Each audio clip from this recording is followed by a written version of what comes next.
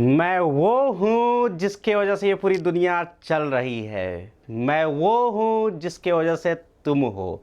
मैं वहाँ हूँ जहाँ तुम हो, और मैं वहाँ भी हूँ जहाँ तुम नहीं हो। मेरी ही वजह से तुम पढ़ पा रहे हो, लिख पा रहे हो। मेरी ही वजह से तुम जो चाहे वो कर पा रहे हो। पहचानो जरा मैं कौन हूँ। तो मैं हूँ इलेक्ट्रोमैग्नेटिक वेव्स। तो स्वागत है बच्चों आप सभी का वेदांतों के यूट्यूब चैनल पे। मेरा नाम है विशाल और आ गया हूँ रखने आप सभी का ख्याल, लेकिन किसका? फिजिक्स का। तो बच्चों आज की क्लास में हम लोग करने वाले हैं क्लास 12 के फिजिक्स का एक बहुत ही अच्छा सा चैप्टर जिसका नाम है बच्चों इलेक्ट्रोमैग्नेटिक वेव्स। बच्चों इस चैप्टर को देखा जाए आपके नीट में या फिर बोर्ड एग्जाम में देखा जाए तो ज़्यादा क्वेश्चन तो नहीं आते हैं, लेकिन नीट में आप ऑन एन एवरेज एक क्वेश्चन एक्सपेक्ट जरूर कर सकते हैं। मतलब हर साल एक क्वेश्चन तो आता ही आता है। मैंने 2019 से लेकर के 2023 तक के पेपर को देखा तो टोटल 18 क्वेश्चन आए हुए हैं। ठीक है बच्चों, है ना, डिफरेंट डिफरेंट पेपर्स को मिला करके देखा जाए तो। और लगभग लगभग मैंने 18 में से 16-17 क्वेश्चन को इस लेक्चर में डिस्कस करने वाला हूं। ठीक है, तो बच्चों सेशन को लास्ट तक जरूर देखना और मैं गारंटी देता हूं कि सेशन को कंप्लीटली देखने के बाद आप सभी का कोई भी क्वेश्चन बचने वाला नहीं होगा बच्चों। ठीक है, अपार्ट फ्रॉम दैट मैंने आप सभी को बोर्ड के लिए भी सारी थ्योरी इसमें कवर करने वाला हूं बच्चों। ठीक है, तो चलिए शुरू करते हैं आप सभी का प्यारा सा चैप्टर जिसका नाम है बच्चों इलेक्ट्रोमैग्नेटिक वेव्स। तो बच्चों शुरू करने से पहले let me tell you about myself. So I have done my BTech from IIT Mandi and I have been teaching the students of both JEE and NEET field from last 2 years, and I have been awarded the Institute Silver Medal Award also. So this is my brief introduction बच्चों। तो चलिए कहानी शुरू करने से पहले हम लोग देख लेते हैं कि सेशन में हम लोग को क्या क्या पढ़ना है। तो बच्चों सबसे पहले हम लोग पढ़ने वाले हैं amperes Maxwell law and displacement current के बारे में। ठीक है, उसके बाद induced magnetic field and it's calculation के बारे में हम लोग पढ़ने वाले हैं। उसके बाद मैक्सवेल ने जो 4 बहुत फेमस इक्वेशन दिए, मैक्सवेल इक्वेशन जिनको कहा जाता है, उनके बारे में। उसके बाद हम लोग पढ़ेंगे बच्चों properties of electromagnetic waves and relation between E, B and C। मतलब ये टॉपिक है ना, ये जो बहुत ज़्यादा इंपॉर्टेंट टॉपिक है, क्योंकि मतलब मैक्सिमम ऑफ द क्वेश्चन तुम देखोगे तो इसी पर्टिकुलर टॉपिक से आए हुए हैं। ठीक है, finally will talk about energy density, intensity, momentum of electromagnetic waves, है ना। और लास्टली इलेक्ट्रोमैग्नेटिक वेव स्पेक्ट्रम के बारे में पढ़ने वाले, जिससे बहुत बेसिक से सवाल आते हैं। मैं दिखाने वाला हूँ लास्ट में। मैंने 3 से 4 क्वेश्चन रख रखा है इस पे, है ना। 3-4 क्वेश्चन आए हुए हैं नीट पे, बिल्कुल मतलब देखते ही सॉल्व कर दोगे। ठीक है, चलो तो भाई बात करते हैं हम लोग। सबसे पहले कहानी शुरू कहाँ से होती है? तो भाई कहानी शुरू यहाँ से होती है कि हमारे पास एक साइंटिस्ट है मैक्सवेल। ठीक है, मैक्सवेल ने एक अजीब सी फिनोमेना देखा, है ना। एक बात बताओ, एम्पियर सर्किटल लॉ क्या सभी को पता है? हमने पढ़ा है मैग्नेटिज्म वाले चैप्टर में। क्या होता है? एम्पियर सर्किटल लॉ ने बोला कि भैया जो होल इंटीग्रल जो B.dl होता है, राइट, ये क्या होता है बच्चों? म्यू नॉट इंटू आई इनक्लोज्ड। समझ में आएगा नहीं आया? उन्होंने ये बोला था। कुल मिलाकर के बाद क्या बोला? इसका मतलब क्या है? इसका मतलब ये है कि अगर मान लीजिए कि अपने पास एक लूप है, ठीक है, और इससे करंट बह रही है, मान लीजिए कि करंट आई बह रहा है। ठीक है, करंट क्या बह रहा है? आई बह रहा है ना। तो इस पूरे पाथ में कितना मैग्नेटिक फील्ड होगा, वो जो होता है ये इस तरीके से निकाल जाता है कि भैया इस पूरे पाथ को आप इंटीग्रेट कर दीजिए, लीनियर इंटीग्रेट कर दीजिए, है ना, जो कि बराबर होगा म्यू नॉट इंटू आई इनक्लोज्ड के। समझ में आएगा? नहीं समझे भाई? मान लो कि इसमें से 5 एम्पियर की करंट फ्लो हो रही है, समझ में आएगा नहीं आया? और इसके रेडियस है मान लीजिए कि R = 5 मीटर मान लेते हैं। ठीक है, तो एक बात आपसे बोलेगा कि भैया एक बात बताओ, 5 मीटर के रेडियस पे जो सर्कुलर लूप बन रहा है ना, उस लूप में कितना मैग्नेटिक फील्ड है ना, उस लूप में कितना मैग्नेटिक फील्ड है, that can be calculated by this formula only, right. हम लोग क्या करते हैं बताओ सर? B और DL यानी कि इस थोड़ा सा अगर DL ले लिया जाए, अगर इस पूरे को अगर आप DL को अगर इंटीग्रेट कर दे तो थ्रू आउट द सर्कमफेरेंस क्या आ जाएगा? 2πr, है कि नहीं, into 2πr is equal to mu naught into I कितना होगा भाई? जो आई इसमें इनक्लोज है, आई क्या है? जो इसमें इनक्लोज है। भाई समझ में आया कि नहीं है? क्लियर है सभी को? तो जब बी हो जाएगा बच्चों, क्या हो जाएगा सर? ये हो जाएगा म्यू नॉट अपॉन में 2π आई बटा में आर। क्लियर है क्या सभी को बात? ठीक है, समझ में आ रहा? चलो, तो इस तरीके से आप लोग बच्चों इसको निकाल सकते हैं, है ना। लेकिन लेकिन इसका मतलब ये लॉ, एम्पियर का जो सर्किटल लॉ है, ये कब लगने वाला है सर? ये लॉ तभी अप्लीकेबल है जब अपने पास क्या है सर? जब अपने पास करंट है। करंट ही नहीं रहेगा तो भाई ये पूरा सिस्टम, जितना इनक्लोज करंट है वो जीरो हो जाएगा, तो मैग्नेटिक फील्ड क्या आ जाएगा अपने पास? जीरो आ जाएगा। समझ में आया कि नहीं आया? मैग्नेटिक फील्ड कितना हो जाएगा? जीरो हो जाएगा, है ना। चलो, तो एम्पियर ने ये लॉ दिया, लेकिन एक अजीब सी फेनोमेना देखने को मिली अपने को जब मैक्सवेल ने देखा कि जो कैपेसिटर के जो बीच के जो कैपेसिटर के जो प्लेट्स है, कैपेसिटर के जो प्लेट्स हैं, कैपेसिटर के प्लेट्स में तो कोई करंट फ्लो नहीं हो रही है ना। भाई एक बात बताओ, कैपेसिटर को आपने एक बैटरी से जोड़ दिया यहाँ पे मान लो, ठीक है, कैपेसिटर के प्लेट्स है, करंट तो ऐसे बह रही है। अब करंट बही तो क्या होगा? धीरे धीरे क्या होगा बच्चों? ये चार्ज हो जाएगा, इस पर मान लो प्लस आ रहा है ना, इस पर आ जाएगा माइनस माइनस माइनस माइनस, और एक साथ नहीं आएंगे, टाइम के हिसाब से आएगा ना, मतलब एक ही साथ थोड़ी जाकर पूरा चार्ज हो जाएगा कैपेसिटर, नहीं, टाइम के हिसाब से ये चार्ज बढ़ते जाएंगे, प्लस फिर माइनस, मतलब जितना प्लस बढ़ेगा उतना माइनस आएगा, जितना प्लस बढ़ेगा उतना माइनस आएगा। समझ में आ रहा है कि नहीं आ रहा? ठीक, चल। अब उन्होंने देखा कि चलो ठीक है यार, यहाँ पे अगर मैं एक लूप लेता हूँ, है ना, इस फिगर में देखो, है ना, उन्होंने क्या देखा? उन्होंने देखा मैक्सवेल ने कि अगर मान लो अगर ये करंट बह रहा है आई, अगर ये आई करंट बह रहा है, तो इस करंट आई की वजह से एक पर्टिकुलर लूप पे अगर मैं बात करता हूँ, इस पॉइंट पे मैं बात करता हूँ, मुझे बता दो मैग्नेटिक फील्ड, तो that you can tell, right, क्योंकि धारा बह रही है ना। लेकिन कैपेसिटर के प्लेट्स के बीच में तो कोई करंट नहीं बहता है क्या? नहीं बहता था, है ना। तो इसके बीच जो उन्होंने देखा कि भाई इसके बीच भी अपने को मैग्नेटिक फील्ड देखने को मिल गया। मतलब समझ में आ रहा है? करंट बह ही नहीं रहा है और मैग्नेटिक फील्ड देखने को मिल जा रहा है। समझ में आया क्या? है ना। तो कुछ अजीब फेनोमेना देखने को मिली, है ना। उन्होंने क्या देखा बच्चों कि जब कैपेसिटर चार्ज हो रहा है, तो इस प्लेट के बीच में, इन प्लेटों के बीच में मैग्नेटिक फील्ड दिखा अपने को। जब कैपेसिटर फुल्ली चार्ज हो गया तो अपने को magnetic field zero, magnetic field देखने को कुछ नहीं मिला। फिर बैटरी हटा दिया हमने, और जब कैपेसिटर डिस्चार्ज होने लगा तो भी अपने को मैग्नेटिक फील्ड देखने को मिला, है ना। तो भाई करंट तो इनके बीच है नहीं, है ना, करंट तो इनके बीच है नहीं, तो कहां से अपने को मैग्नेटिक फील्ड देखने को मिल रहा है? समझ में आ रहा है कि नहीं आ रहा? ठीक है, तो यही है inconsistency in the Ampere's law, ampere के सर्किटल लॉ, और इसका जो कंट्राडिक्शन है, क्या समझ में आ गया सभी को बात, है ना। तो इसी चीज को एक्सप्लेन करने के लिए मैक्सवेल ने एक कॉन्सेप्ट दिया, the concept of displacement current, है ना। चले, तो ये क्या होता है बच्चों? डिस्प्लेसमेंट करंट होता है, जरा देखिए क्या होता है। तो उन्होंने क्या बोला कि there is some imaginary current that is passing between the plates of the capacitor, है ना, that is passing between the plates of capacitor. आप सभी को पता है, ध्यान से बताओ, एक चीज बताओ, आप सभी को क्या पता है? आप सभी ने मैग्नेटिज्म वाले चैप्टर में पढ़ा कि if there is change in the magnetic flux, जब मैग्नेटिक फ्लक्स में चेंज होता है तो due to that there is the generation of EMF, है ना, वोल्टेज का जनरेशन होता है कि नहीं होता है? ठीक है, मैग्नेटिक फ्लक्स में अगर आपने चेंज किया भाई, तो आपको क्या दिखा सर? मुझे दिख गया इलेक्ट्रिक फील्ड दिख गया, या फिर क्या दिख गया? वोल्टेज दिख गया। ईएमएफ वोल्टेज ही तो है, ठीक है। चलो, अब उन्होंने क्या कॉन्सेप्ट दिया कि भैया आप क्या कर रहे हो ना, आप कर रहे हो इसको चार्ज, टाइम वेरिंग करंट बह रहा है, आई ऑफ टी मतलब टाइम वेरिंग करंट, मतलब करंट धीरे धीरे भाई अचानक से करंट पूरा, जैसे सर 10 एम्पियर, तो 10 एम्पियर अचानक से नहीं बहेगा, आराम से बहेगा, ठीक है। और ये कैपेसिटर अचानक से चार्ज थोड़ी हो जाएगा। कैपेसिटर की अगर सी अगर मतलब कुछ भी होगा तो कैपेसिटर पूरा थोड़ी चार्ज हो जाएगा साथ, है ना। तो आराम से चार्ज होगा, यानी कि आराम से चार्ज हो रहा, मतलब क्या हो रहा है भाई? प्लस से माइनस, प्लस माइनस आते जाएगा, जैसे चार्ज होगा प्लस माइनस आते जाएगा। यानी कि इलेक्ट्रिक फील्ड क्या चेंज हो रहा है? इलेक्ट्रिक फील्ड चेंज हो रहा है क्या सर? सही बात है भाई, प्लस से माइनस एक इलेक्ट्रिक फील्ड जनरेट होगा प्लेट्स के बीच में। कैपेसिटर हमने पढ़ रखा है सिग्मा अपॉन में एप्सिलॉन नॉट, है ना। तो क्या होगा? ये चेंज होता है, ठीक है। अब टाइम के हिसाब से अगर ये चेंज हो रहा है भाई, तो उन्होंने बोला कि जब अगर टाइम वेरिंग इलेक्ट्रिक फील्ड अगर एग्जिस्ट करता है तो उसके वजह से मैग्नेटिक फील्ड भी आता है ना।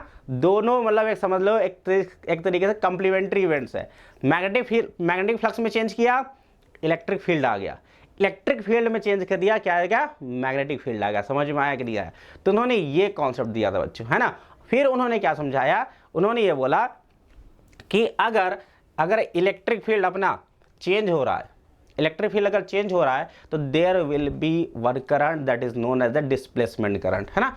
तो अब fictitious current which is produced due to the change of the electric flux with the respect to the time, है ना, विथ रिस्पेक्ट टू टाइम। भाई इलेक्ट्रिक फील्ड चेंज हो रहा मतलब इलेक्ट्रिक फ्लक्स चेंज हो रहा होगा। इलेक्ट्रिक फ्लक्स चेंज होने की वजह से क्या हो रहा है, there is an generation of displacement current, है ना। प्लस से माइनस क्या हो रहा है, एक इलेक्ट्रिक फील्ड जनरेट हो गया, टाइम वेरिंग इलेक्ट्रिक फील्ड है, चेंज हो रहा है इलेक्ट्रिक फील्ड में, जिसकी वजह से फ्लक्स में चेंज हो रहा है, इलेक्ट्रिक फ्लक्स में चेंज हो रहा है।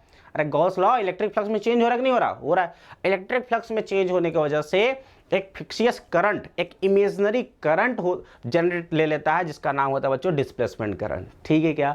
और इसी को मॉडिफाई करके क्या बोला कि ये जो डिस्प्लेसमेंट करंट रहने वाला है भाई, ये जो डिस्प्लेसमेंट करंट है उसकी वैल्यू कितनी होने वाली है, I D is equal to epsilon not D phi by D t, जहाँ डी फाई ई है, ई मतलब change in the electric flux. भाई एक बात बताओ, गॉस लॉ से तुम जानते हो क्या इलेक्ट्रिक फ्लक्स क्या होता है, क्यू इनक्लोज्ड अपॉन में एप्सिलॉन नॉट, जानते हो नहीं जानते हो बताओ। ठीक है सर, एक काम करो, d phi by D t करो जरा, d phi by D t करो, क्या हो जाएगा सर, ये एप्सिलॉन नॉट कांस्टेंट है सर, इसको बाहर कर दो आप, और ये हो जाएगा d q enclosed by D t. बोलो भाई, है ना, क्या हो जाएगा, d enclosed by D t. Clear. Epsilon naught को जरा इधर मल्टीप्लाई करा देना, क्या आ जाएगा सर, ये आ जाएगा अपना sir epsilon naught into D phi E upon में D T is equal to क्या हो जाएगा, D enclose by D T, और D Q by D T क्या होता है, D Q by D T is तो करंट होता है ना, और दिस इज इक्वल टू बच्चों आई डी, है ना। तो क्या समझ में आ गया क्या कि डिस्प्लेसमेंट करंट का फॉर्मूला कहाँ से निकल के आया। डिस्प्लेसमेंट करंट की जो फॉर्मूला होती है, I D is equal to epsilon not D phi E upon में डी टी। क्या बोलो, बोलो भाई, I D is equal to displacement current is equal to epsilon naught into D phi upon में डी टी होता है। समझ में आ गया क्या सभी को बात, क्लियर है, बात क्लियर है क्या सभी को, ठीक है भाई। चलो अब समझना, अब मैं यहाँ पे एक दूसरा रिलेशनशिप बताने जा रहा हूँ जो कि आप सभी के लिए नीट के लिए बहुत इंपॉर्टेंट है, मतलब नीट का फेवरेट फार्मूला है वो, जिससे मैं दिखाने वाला भी तुरंत दिखाऊंगा। 3-4 क्वेश्चन तो आ ही चुके हैं केवल 2019 से 2023 तक में, है ना। 3 से 4 क्वेश्चन आ चुके हैं भाई 5 सालों में। ध्यान से देखना मैं क्या बताने जा रहा हूँ, है ना। देखो जरा, मैंने क्या बोला भाई, जो आईडी है ये तो सभी को पता होना चाहिए, बिल्कुल याद होना ही चाहिए, डी फाई अपॉन में डी टी। सभी को पता है क्या सर, सही बात है सर, बिल्कुल सही बात है, क्लियर है। चलो अच्छा एक बात बताओ, अभी जो फ्लक्स है, ये जो फाई ई है, फाई ई क्या ई इंटू ए के बराबर भी होता है क्या सर, होता तो है ना। जो फ्लक्स है, जो फ्लक्स होगा बच्चों, क्या ई इंटू ए वेक्टर के बराबर होगा क्या सर। आप तो डी ए वेक्टर लेना चाहिए था, आपने ए क्यों लिया भाई। कैपेसिटर का प्लेट का एरिया तो सेम ही फिक्स है ना यार, चेंज हो रहा है क्या, नहीं हो रहा, राइट।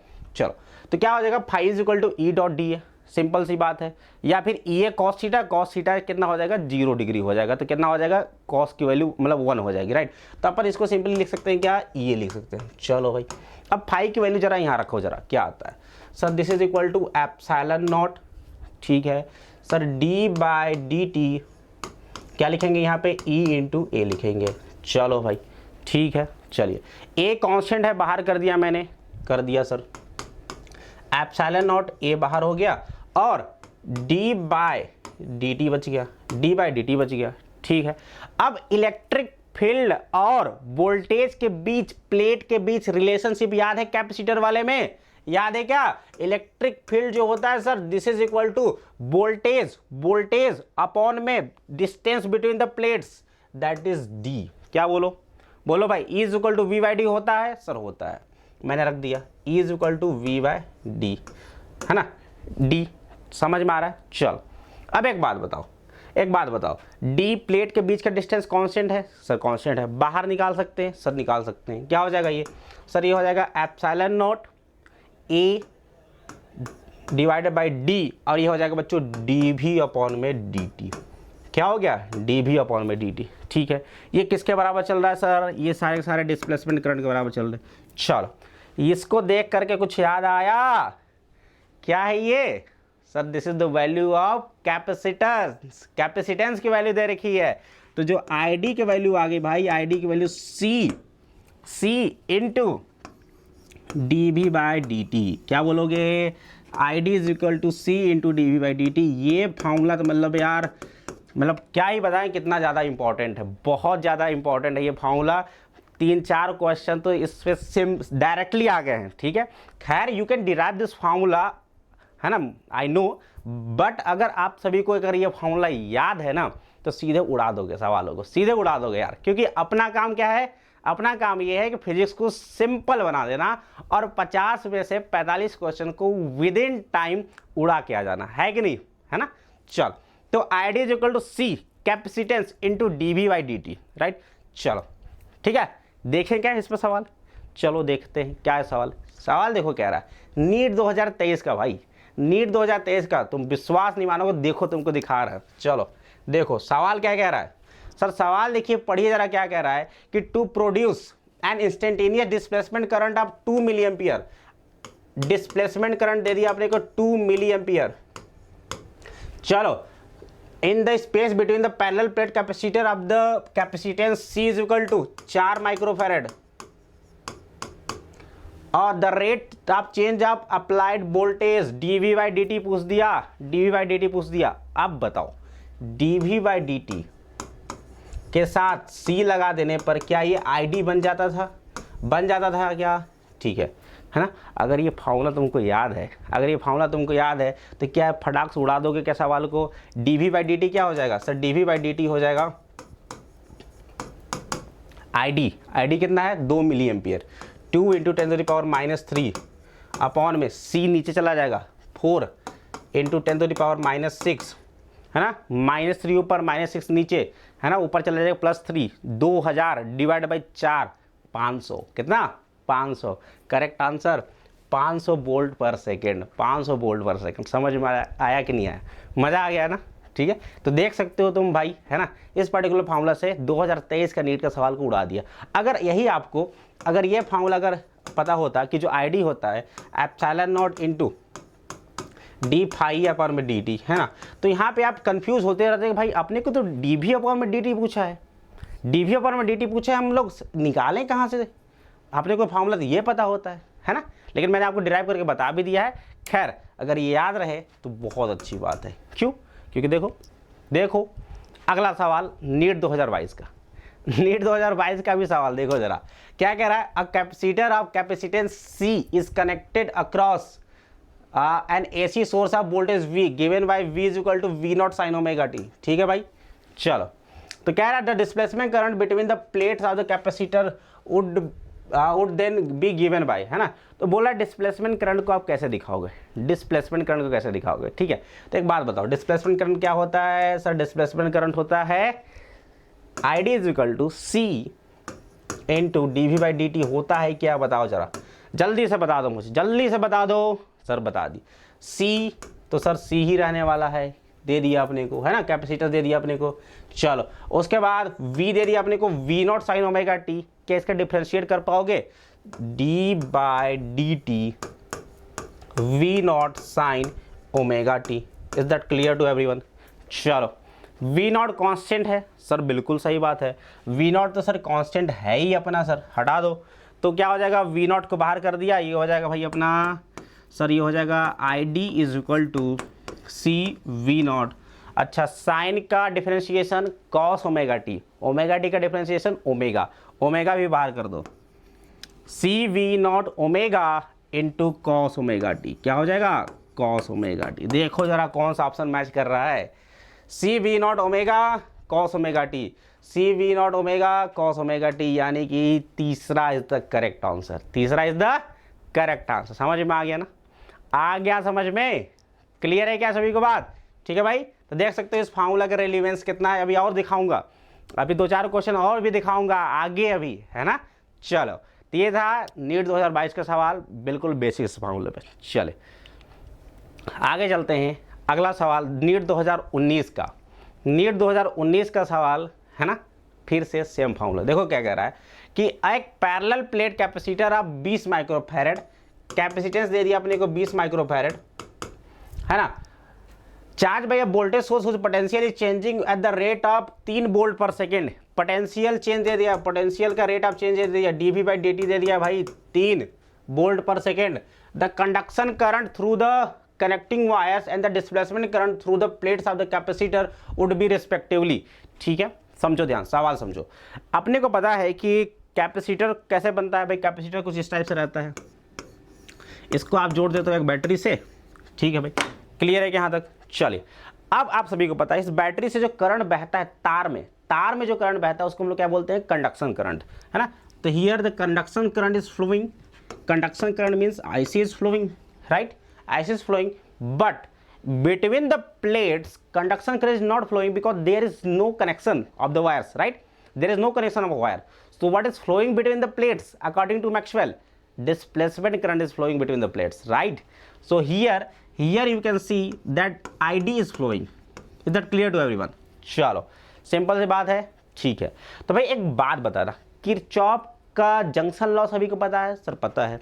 किरचॉफ जंक्शन लॉ क्या बोलता है कि भैया जितने एक पॉइंट पे जितने आने वाली करंट होगी उतना ही करंट जाएगा।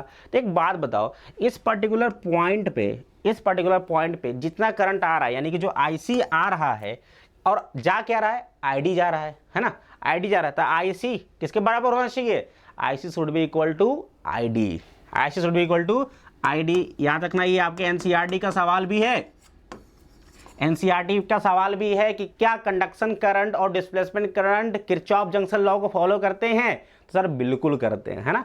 तो कंडक्शन करंट किसके बराबर होगा, डिस्प्लेसमेंट करंट, और फिर इस पर्टिकुलर पॉइंट पे डिस्प्लेसमेंट करंट किस में बदल जाएगा, कंडक्शन करंट बदल जाएगा। समझ में आ गया क्या?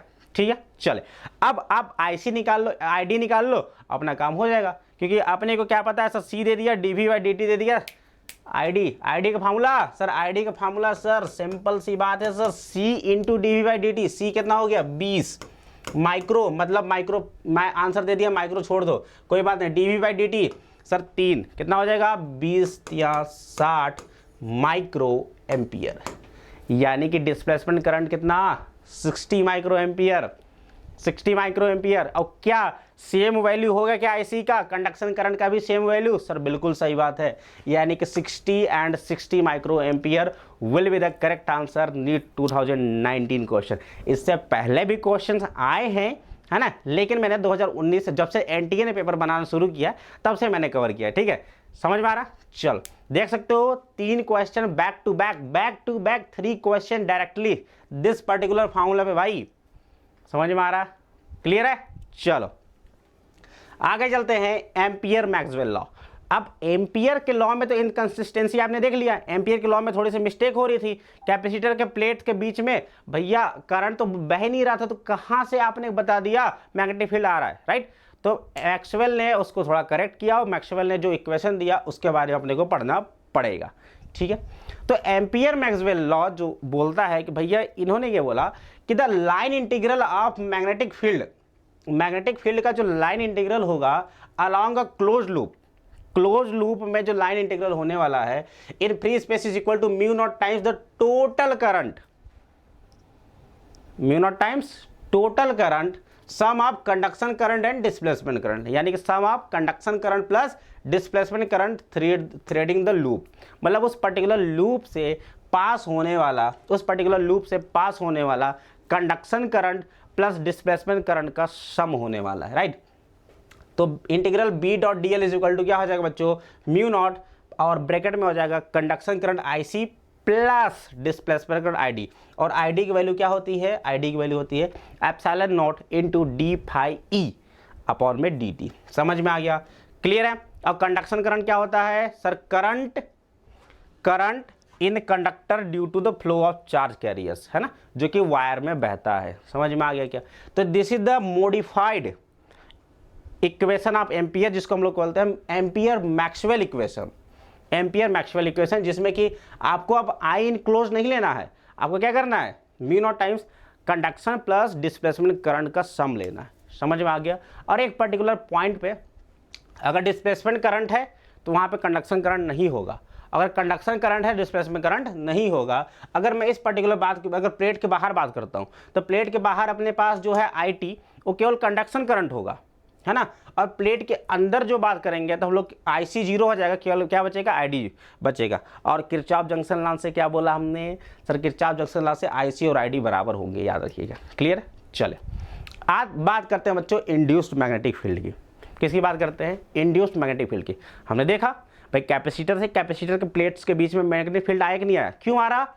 क्यों आ रहा बताओ sir? Due to change in the electric flux, है ना, due to change in the electric flux. ठीक है, अब हम लोग बात करने वाले हैं कि इलेक्ट्रिक फ्लक्स की वजह से जो मैग्नेटिक फील्ड आया उसकी वैल्यू कितनी होती। तो भाई देखो जरा ध्यान से, आप सभी को पता है कैपेसिटर के प्लेट्स हैं, प्लेट सर्कुलर रहे रेक्टेंगुलर रहे कोई दिक्कत नहीं है, प्लेट्स हैं, और अपने पास इसमें से एक टाइम वायरिंग करंट बह रहा है, टाइम वायरिंग करंट बह रहा है ना। तो भैया एक बात बताओ, इस पर्टिकुलर अगर मैं इस वायर के अलॉन्ग एक लूप बनाता हूँ, क्लोज लूप बनाता हूँ, तो इसका whole integral B dot D L is equal to mu naught into I C plus I D. अब बाहर कैपेसिटर के बाहर तो आई डी डिस्प्लेसमेंट करंट तो जीरो होगा, तो क्या बचा? आई सी बचेगा, जो कि सिंपल आई टी के बराबर होगा। समझ में आया कि नहीं है? कैपेसिटर के बाहर तो क्या हो जाएगा? तो इंटीग्रल क्या हो जाएगा बताओ जरा? एक लूप की वजह से क्या होगा भाई? अरे अभी तो जस्ट बताया सर, ये क्या हो जाएगा? बी को बाहर कर दो, whole integral D L is equal to mu naught into I enclose के जगह पे आई सी प्लस आई डी, और आई डी जीरो है तो क्या बचेगा अपने पास? केवल आई सी बचेगा, और आई सी की वैल्यू कितनी हो जाएगी? जो करंट इसमें बह रही है I T, I of T.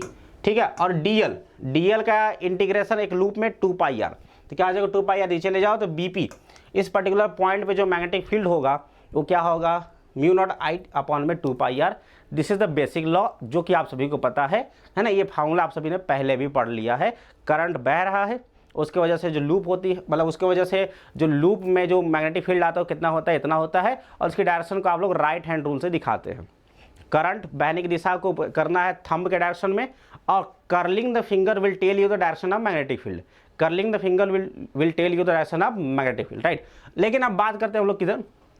Will talk between the plates, will talk between the plates. तो बिटवीन द प्लेट्स अपन ने क्या कर लिया? एक लूप ले लिया जिसकी रेडियस कितनी है? आर ले ली है ना। अब उस लूप में कितना मैग्नेटिक फील्ड है? We are interested in that, है ना। तो क्या हो जाएगा भाई? एक बात बताओ, अपने को क्या निकालना पड़ेगा सर? अपने को कुल मिलाकर के फार्मूला तो ये है सर। एक बात बताओ, करंट इधर कितना वो बता दो बस। करंट अगर अपने को पता हो जाएगा तो काम हो जाएगा। एक बात बताओ, करंट अंदर कौन सा है सर? डिस्प्लेसमेंट करंट है। कितना है सर? Displacement current. और वो डिस्प्लेसमेंट करंट किधर बह रही है? पूरे क्रॉस सेक्शन एरिया में, पूरे क्रॉस सेक्शनल एरिया में बह रही है। आईडी पूरे क्रॉस सेक्शनल एरिया है, मतलब इसका अगर मान लो सर्कल है, अगर इस मतलब ये सर्कुलर शेप का है, इसकी रेडियस है पाई आर स्क्वायर, रेडियस कितनी है? पाई आर स्क्वायर। तो भैया जो डिस्प्लेसमेंट करंट आईडी जो बह रही है किस में बह रही है? पाई कैपिटल आर स्क्वायर में। ठीक है, चलिए अब लेकिन अपन ने लिया एक छोटा सा लूप जिसका रेडियस है आर, उस लूप से कितना आप बह रहा है करंट, वो कैसे निकालोगे? तो भैया कैपिटल पाई आर स्क्वायर में आईडी बह रहा था, कैपिटल पाई आर स्क्वायर में आईडी बह रहा था, तो एक में कितना बहेगा सर? आईडी अपॉन में पाई आर स्क्वायर। ठीक है, तो एक बात बताओ, ये जो लूप है, ये जो लूप दिख रहा है आप सभी को ए, उसमें कितना बहेगा? तो उसकी रेडियस है पाई स्मॉल आर स्क्वायर। तो है ना, लूप में कितना बहेगा सर? लूप में जो करंट बहेगा उसको बोल दीजिए आप, कितना हो जाएगा? ये आई डी अपॉन में pi R square into pi small R square. Pi से पाई काट दीजिए, जो करंट बह रहा है वो करंट कितना हो जाएगा? इसमें जो डिस्प्लेसमेंट करंट बह रहा है वो कितना हो जाएगा बच्चों? R square by R square into I D. और आई डी किसके बराबर होगा? आई डी किसके बराबर होगा?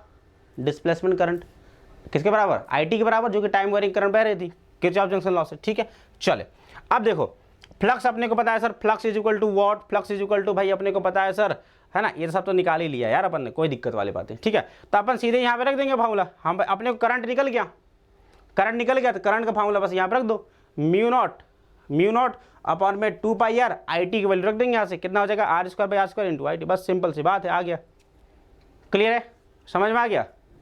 आ रहा है समझ में? चलो एक चीज़ और देखो, नहीं समझ में आ रहा फिर से देखो, फ्लक्स कितना होता है सर? फ्लक्स होता है ई इंटू ए, ई इंटू इसका एरिया, इस लूप का एरिया पाई आर स्क्वायर। ठीक है सर, अब अपने को सर ई इलेक्ट्रिक फील्ड कितना होता है सर? इलेक्ट्रिक फील्ड होता है 1/4 pi epsilon naught Q by R square, 1/4 pi epsilon naught Q by R square, है ना। अब इंटू पाई आर स्क्वायर, इसको सॉल्व कर दिया, फ्लक्स की वैल्यू आ गई इतनी।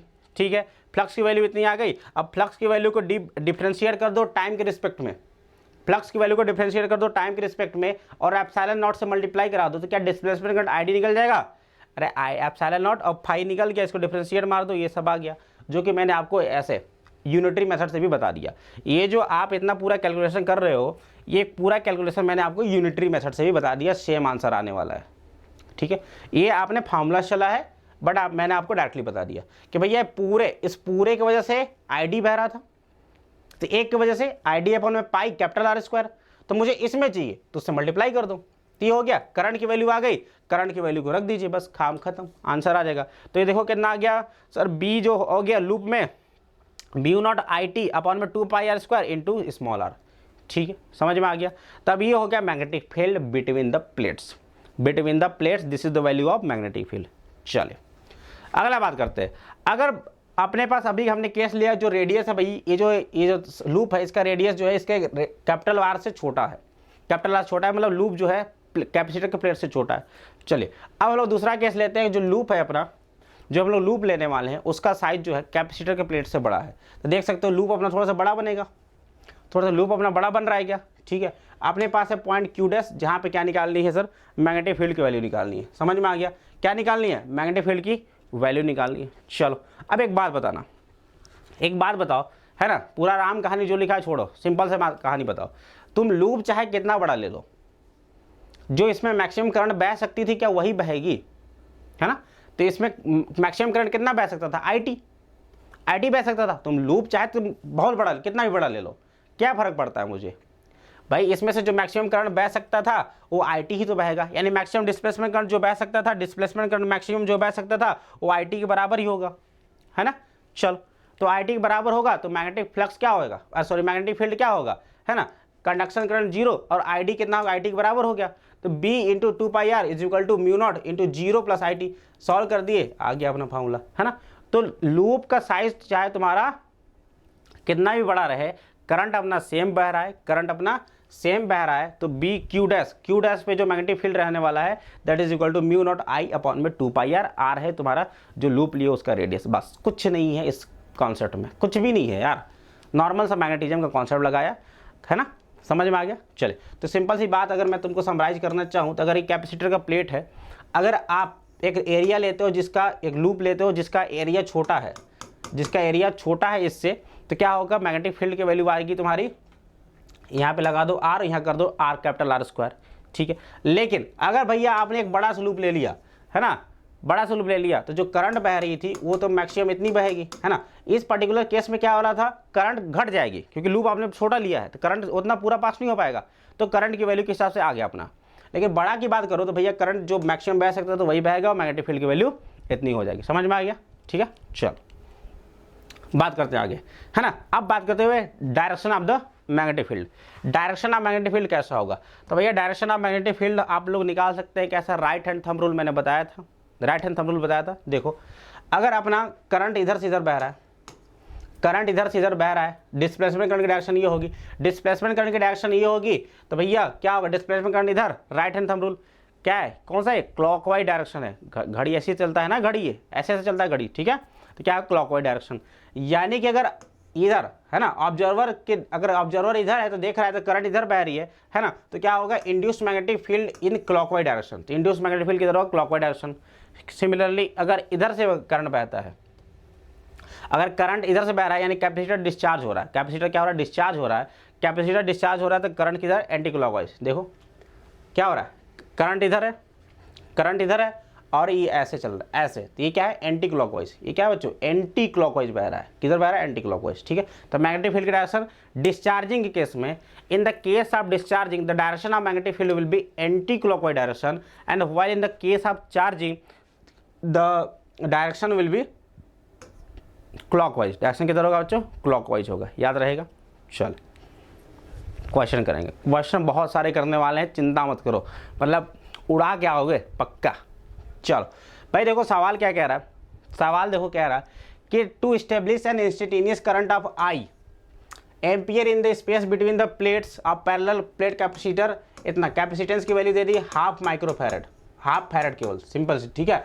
देना dV/dt, उड़ा दोगे क्या, उड़ा दोगे सवाल को भाई, फिर से सेम फार्मूला पे सवाल आ गया सर, डिस्प्लेसमेंट करंट कितना I is equal to C into dV/dt, यही फार्मूला मैंने डिराइव करके बताया था क्या, बताया था क्या, ये है डिस्प्लेसमेंट करंट, डिस्प्लेसमेंट करंट की वैल्यू बोल रहा है I, हमको करंट चाहिए इतना, कैपेसिटर की वैल्यू है कितना 1/2 और dV/dt पूछ दिया, सीधे 2 से मल्टीप्लाई, 2 से मल्टीप्लाई, कौन सा answer is the correct answer, सीधे उड़ा देंगे। ठीक है, अब देखो इसका सोल्यूशन देखोगे तो भाई साहब कितना, ये वो पूरा डेरिवेशन जो मैंने आप सभी को बता रखा, सेम डेरिवेशन कर रखा है, देख रहा होगा तो देख लेना, है ना, लेकिन कोई ज़रूरत नहीं है, कोई ज़रूरत नहीं है भाई, एक फॉर्मूला याद रखो, काम करके आ जाओगे। ठीक है, चलो आगे चलते हैं बच्चों, हम लोग बात करते हैं मैक्सवेल के इक्वेशंस की। ठीक है, हमने देख लिया मैक्सवेल ने एम्पियर के लॉ में थोड़ा सा मॉडिफिकेशन कर दिया और एम्पियर मैक्सवेल इक्वेशन दे दिया, है ना। उसी तरीके से बच्चों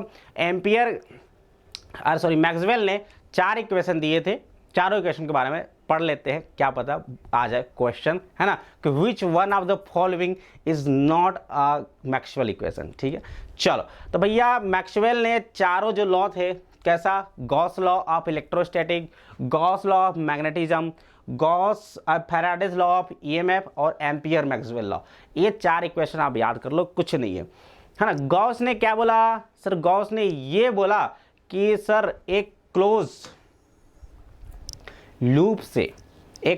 लूप से गुजरने वाला जो फ्लक्स होता है, जो फ्लक्स की वैल्यू होती है सर, वो कितनी होती है, this is equal to sir Q by epsilon naught. ये किसने बोला था, गॉस ने बोला था। ठीक है, समझ में आ गया क्या, गॉस ने बोला कि जो इलेक्ट्रिक फ्लक्स होने वाली है that is equal to Q by epsilon naught होने वाली है, Q एप्सिलॉन यानी Q जिसके अंदर इनक्लोज है, दैट इज, ठीक है ना। और इसी ये किसके बराबर होता है बच्चों, integral E dot D S, whole integral E dot D S is equal to Q enclose by epsilon naught. इसका मतलब उन्होंने ये बताया कि इलेक्ट्रिक डाइपोल में मोनोपोल एग्जिस्ट कर सकते हैं। मोनोपोल मतलब कि प्लस चार्ज और माइनस चार्ज इंडिविजुअली एग्जिस्ट कर सकते हैं, है ना, प्लस चार्ज और माइनस चार्ज इंडिविजुअली एग्जिस्ट कर सकते हैं। अगर ये प्लस होगा, है ना, मान लो प्लस 5 कूलम है, प्लस 5 कूलम है तो क्या होगा, मैग्नेटिक फ्लक्स बाहर की ओर। अगर माइनस 5 कूलम हो गया तो प्लस और 5 माइनस 5 मिलकर के 0, कोई फ्लक्स गुजरने वाला नहीं है।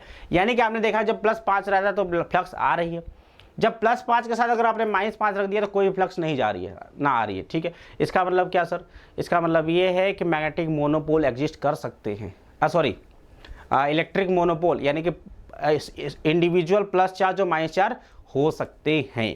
ये था पहला इक्वेशन मैक्सवेल का, integral E dot D S is equal to Q enclose by epsilon naught. ठीक है, दूसरा गॉस लॉ ऑफ मैग्नेटिज्म की बात किया जाए तो इन्होंने क्या बोला कि क्लोज लूप से गुजरने वाला जो मैग्नेटिक फ्लक्स होता है, कौन सा फ्लक्स, मैग्नेटिक फ्लक्स, है ना, वो कितना होता है, 0 होता है। क्या होता है भाई, 0 होता है ना। Magnetic flux phi m from a close loop is 0, है ना। अब इसकी वैल्यू होती है होल इंटीग्रल E नहीं, कौन सा, B।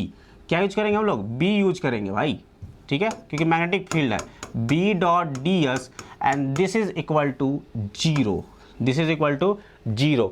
इससे उन्होंने क्या इन्फेरेंस दिया कि भैया मैग्नेटिक मोनोपोल एग्जिस्ट नहीं कर सकते। मतलब सर ये क्लोज लूप है, अगर आपने इसके अंदर एक मैग्नेट रख दिया जिसका ये नॉर्थ या साउथ पोल है तो क्या होगा, जितना number of magnetic field lines निकलेंगी same number of magnetic field lines south में जाकर के एंटर मार जाएंगी, कर जाएंगी क्या, है ना। तो जितना निकल रही है उतना एंटर कर जा रही हैं, है ना। तो क्या होगा, इसका मतलब ये है कि जितना नेट फ्लक्स होगा वो कितना होगा, 0 होगा मैग्नेट के केस में। किसके केस में, मैग्नेट केस में, है ना।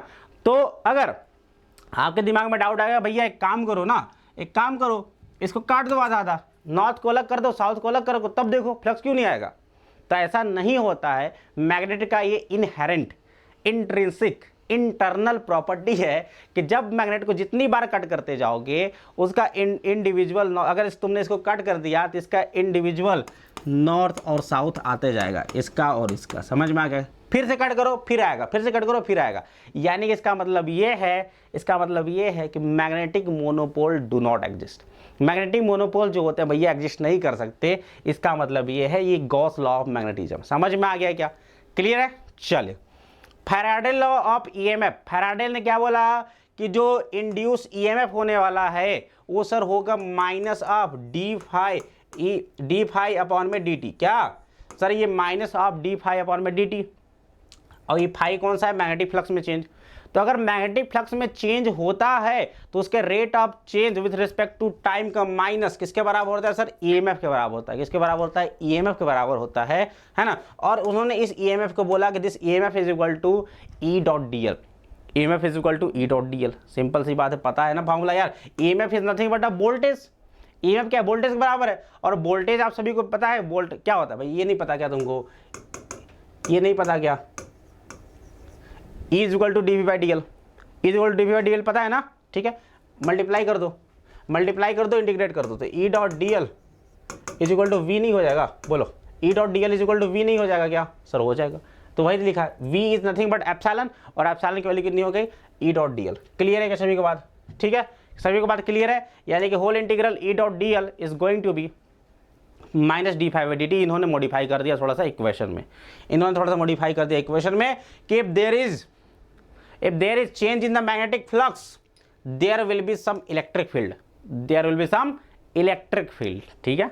चल, और अगला कि if there is change in the electric field there will be some magnetic field, जिसकी वैल्यू होगी whole integral B dot D L is equal to mu naught I C plus ये तो एम्पियर तक का हो गया, प्लस मैक्सवेल ने जो जोड़ा भैया भाई म्यू नॉट कॉमन ले लो ना, तो क्या हो जाएगा I C plus epsilon into D phi E upon D T, वही तो आई डी होता था, या फिर म्यू नॉट से मल्टीप्लाई कर दो, तो क्या हो जाएगा, ये पूरा किसके बराबर हो जाएगा, ये पूरा देखो ये हो जाएगा बच्चों अपना displacement current times mu naught के बराबर हो जाएगा, ठीक है। तो ये उन्होंने थोड़ा सा मैक्सवेल ने अपना अलग से योगदान दिया, समझ में आ गया। इक्वेशन याद कर लो, रट लो, हो सकता है चारों इक्वेशन देकर पूछ सकता है कि which one of the following is not the Maxwell equation, है ना, समझ में आ गया, क्लियर, सभी को बात क्लियर है। थोड़ा सा ये भी याद रखना कि कहाँ पे ई होता है कहाँ पे बी होता है, याद रखना। अगर यहाँ पे बी डॉट डी एल कर रहे हो, अगर मैग्नेटिक फील्ड तुमको निकालना है तो चेंज करना पड़ेगा तुमको इलेक्ट्रिक फ्लक्स में, अगर तुम इलेक्ट्रिक फील्ड निकाल रहे हो तो तुमको चेंज करना पड़ेगा मैग्नेटिक फ्लक्स में, ठीक है। तुमको सवाल में बस यही घुमा देगा, तुमको सब कुछ सब दे देगा, बस बी की जगह ई कर देगा, बस लगेगा तुमको हाँ ये तो सही है भाई, चारों के चारों सही है, कोई अपने को समझ ही नहीं आ रहा, कोई गलत है ही नहीं, ठीक है। लेकिन ध्यान से देखोगे तो अपने को ये देखना पड़ेगा, अगर ई है तो यहाँ बी होगा, और अगर यहाँ पे बी है तो वहाँ पे ई होगा, ठीक है, याद रहेगा कि सभी को बात, ठीक है। तो this is the 4 equation of Maxwell, clear है। इनका प्यारा सा नाम है जेम्स क्लार्क मैक्सवेल, ठीक है। चलिए, ये बहुत बड़े मैथमेटिशियन भी थे, है ना। इन्होंने क्या बताया, इन्होंने एक चीज़ और भी बताया था कि जो सैटर्न के अराउंड जो रिंग्स होते हैं ना, देखा होगा आपने, जो सैटर्न के अराउंड जो रिंग्स होते हैं उनका कंपोजिशन क्या होने वाला है ना, वो कंपोजिशन भी इन्होंने बताया था। बस कहाँ, एक अंधेरे से कमरे में बैठ करके, केवल मैथ्स के कैलकुलेशन के, ठीक है। तो याद रखना भाई, अगर तुमको फिजिक्स में स्ट्रांग बनना है, फिजिक्स में खतरनाक करके दिखा देना है ना, फिजिक्स में कुछ नया इन्वेंशन करना है, तो उसके लिए तुम्हारा मैथ्स भी बहुत ही स्ट्रांग होना चाहिए, मैथ्स खतरनाक स्ट्रांग होना चाहिए। 19 ईयर के एज में इन्होंने 3 पेपर पब्लिश किया था मैथ्स का, मतलब 3 इन्वेंशन टाइप का समझ सकते हो, 3 थ्योरी इन्होंने बता दिया था, समझ लो, है ना। और one of the most youngest ये थे क्या, थिंकर ऑफ फिजिक्स थे ये, ठीक है। तो समझ सकते हो यार मैथ्स का कितना इंपॉर्टेंस है ना। तो मैथ्स को कभी भी अंडर एस्टिमेट मत करना, in any subject, in any field, कहीं भी हर जगह मैथ्स ही है, ठीक है। चलिए बात करते हैं हम लोग एक आध क्वेश्चन की बात कर लेते हैं। क्वेश्चन रुकना नहीं चाहिए, क्वेश्चन नहीं रुकना चाहिए भाई। देखो क्वेश्चन क्या कर रहा है, बहुत ही अच्छा सा क्वेश्चन, मतलब इस क्वेश्चन को कर लो तो पूरा तुम्हारा कॉन्सेप्ट बिल्कुल क्लियर हो ही जाएगा, बिल्कुल पूरा कॉन्सेप्ट क्लियर हो जाएगा। मतलब इस टाइप के भी सवाल आते हैं तो इस टाइप के सवालों को कैसे किया जाता है वो भी क्लियर कर लोगे, ठीक है। चलो अब एक चीज़ है ना, खैर इस सवाल को मुझे बाद में कराना चाहिए था, लेकिन चलो करा ही देता हूँ मैं, है ना। याद रखना कि जब इलेक्ट्रोमैग्नेटिक वेव की अभी हमने बात नहीं की है, फिर भी सवाल आ गया है तो चलो बता देता हूँ मैं। इलेक्ट्रोमैग्नेटिक वेव, जैसा कि नाम है इसका, इलेक्ट्रो प्लस मैग्नेटिक, तो क्या करता है ये, इलेक्ट्रिक फील्ड और मैग्नेटिक फील्ड दोनों अपने साथ लेकर के चलता है। जब कभी भी, अभी मैं बात करने वाला हूँ कि इलेक्ट्रोमैग्नेटिक वेव कैसे निकलता है, बट या जब कभी भी इलेक्ट्रोमैग्नेटिक वेव चलता है तो अपने साथ रखता है इलेक्ट्रिक फील्ड और मैग्नेटिक फील्ड रखना है, और वो दोनों जो फील्ड्स होते हैं मैग्नेटिक और electric field, they are perpendicular to each other, है ना। अगर वेव आपका एक्स में जा रहा है, वेव अगर एक्स ऐसे में जा रही है इलेक्ट्रोमैग्नेटिक वेव, तो भैया मैग्नेटिक फील्ड किधर जाएगा, मैग्नेटिक फील्ड किधर जाएगा, वाई में, और इलेक्ट्रिक फील्ड किधर करेगा, जेड में करेगा, ठीक है। चल अब सवाल पढ़िए, कह रहा है कि magnetic field of in a plane electromagnetic wave is given by इतना, है ना। तो what is the wavelength and the frequency of the wave, ठीक है, ध्यान समझना। आपने को दे रखा एक वेव का इक्वेशन, मतलब मैग्नेटिक फील्ड का इक्वेशन दे रखा है कितना, 2 × 10⁻⁻7 और ब्रैकेट में आ गया अपने पास। चलो ठीक है, कोई दिक्कत नहीं, चलो लिखा है, दोबारा लिख नहीं रहा हूँ मैं। चलो एक काम करो, इसको तुम कंपैरिजन कर सकते हो क्या? एक बात बताओ मुझे, तुम सभी को पता होगा इक्वेशन ऑफ वेव क्या होता है sir? This is equal to B0 sine क्या है, kx + ω/t, kx + ω/t। Clear है सभी को बात? चले अब देखो, तुमको कंपैरिजन करना है। एक बात बताओ, साइन का कोएफिशिएंट कितना, B0, साइन कोएफिशिएंट कितना हुआ पे 2 × 10⁻⁻7, यानी कि एम्पलीट्यूड ऑफ मैग्नेटिक फील्ड कितना आ गया अपने पास, 2 × 10⁻⁻7 and this is in Tesla.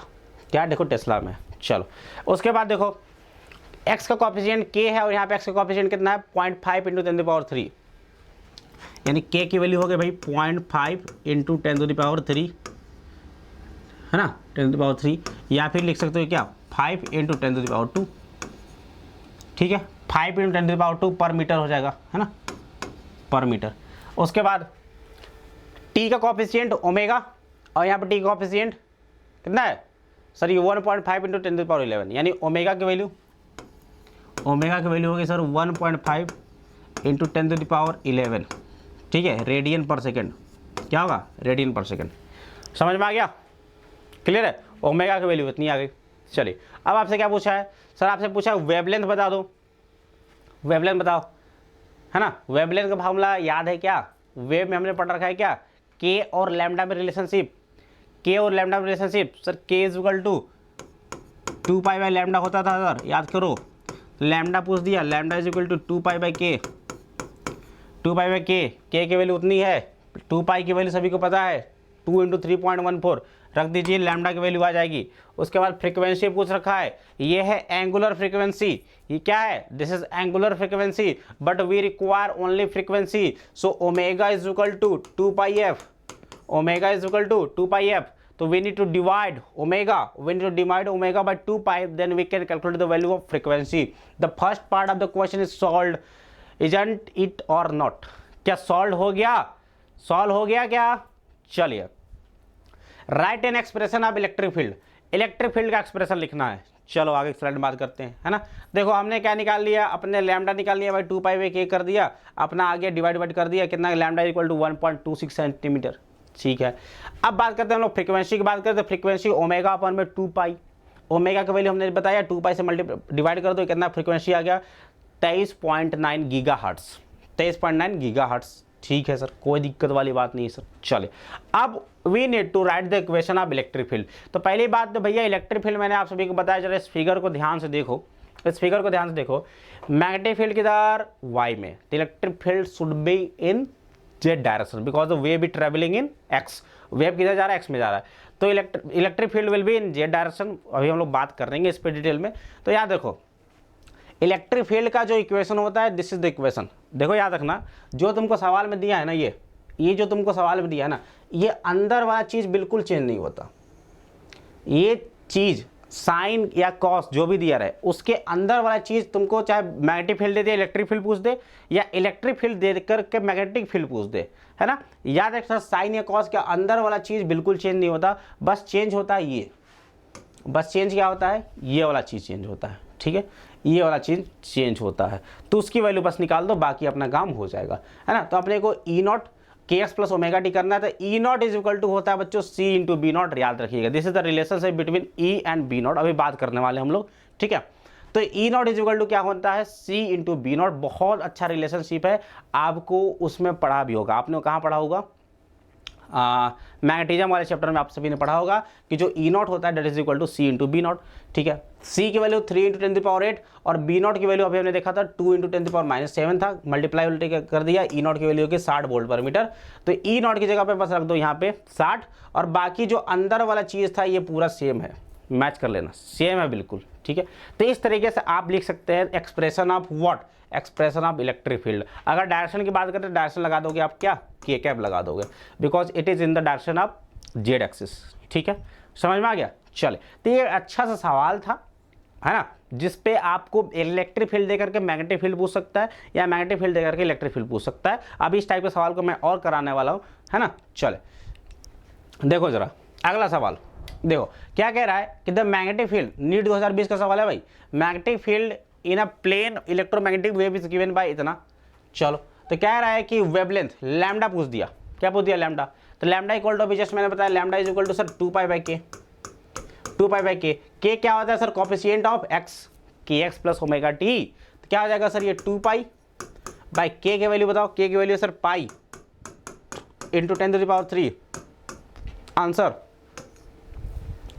2 × 10⁻³ metre, 2 × 10⁻³ metre. बस आसान सा सवाल, जस्ट पूरा उड़ा के आ जाएंगे, है ना। क्या 10 सेकंड भी लगा इस सवाल को सॉल्व करने में, नहीं लगा ना, फिजिक्स बहुत आसान है। चलो बात करते हैं बच्चों हम लोग सोर्सेस ऑफ इलेक्ट्रोमैग्नेटिक वेव्स। आखिर में अब हम लोग बात करने वाले कि इलेक्ट्रोमैग्नेटिक वेव सवाल भी हमने कर लिया, लेकिन अब हम लोग बात करने वाले इलेक्ट्रोमैग्नेटिक वेव जनरेट कैसे होते हैं, कहाँ से होते हैं। तो देखो भाई क्या है कि ना, अपने पास है चार्ज पार्टिकल, किसके बाद क्या है बच्चों, चार्ज पार्टिकल Q है। तो Q के 3 कंडीशन हो सकती है। जब चार्ज रेस्ट पे है, जब चार्ज रेस्ट पे है, उसकी स्पीड 0 है, उसकी वेलोसिटी 0 है, तो याद करो पहला चैप्टर क्या था, इलेक्ट्रोस्टैटिक, है ना। तो उसमें हम लोग कहीं चार्ज को मूव करा रहे थे, नहीं करा रहे थे। जो भी हमने इलेक्ट्रिक फील्ड की बात की थी, पोटेंशियल की बात की थी, या फिर हमने कूलम्ब्स को फोर्स की बात की थी, कुछ भी बात कर ली थी, क्या हमने चार्ज को मूव कराया था, नहीं कराया था, है ना। तो in that condition there will be only and only electric field, तो इलेक्ट्रोस्टैटिक फील्ड आएगा बस। जब चार्ज रेस्ट पे है, जब चार्ज रेस्ट पे है, मूव नहीं कर रहा है, तो बस अपने एक r डिस्टेंस पे एक पॉइंट P पर केवल इलेक्ट्रिक फील्ड देगा और कुछ भी नहीं देगा, ठीक है। उसके बाद हमने नेक्स्ट चैप्टर में हमने पढ़ा, मैग्नेटिज्म वाले चैप्टर में क्या पढ़ा कि जब चार्ज यूनिफॉर्म स्पीड से मोशन करता है, क्या याद है क्या, ये सर्कुलर मोशन करता था इलेक्ट्रिक चार्ज, है ना। तो जब ये यूनिफॉर्म मोशन जब चार्ज करता है एक स्पीड v से, तो इसके पास आता है इलेक्ट्रिक फील्ड के साथ साथ अब एक नया फील्ड आ जाता है बच्चों, मैग्नेटिक फील्ड। क्या आ जाता है, इलेक्ट्रिक फील्ड के साथ साथ आ जाता है मैग्नेटिक फील्ड आ जाता है। समझ में आ गया क्या, है ना, क्लियर है। और वर्क डन जो होता है, वर्क डन जो होता है पूरे क्लोज पाथ में कितना होता है सर, 0 होता है। वर्क डन कितना होता है पूरे क्लोज पाथ में, 0 होता था।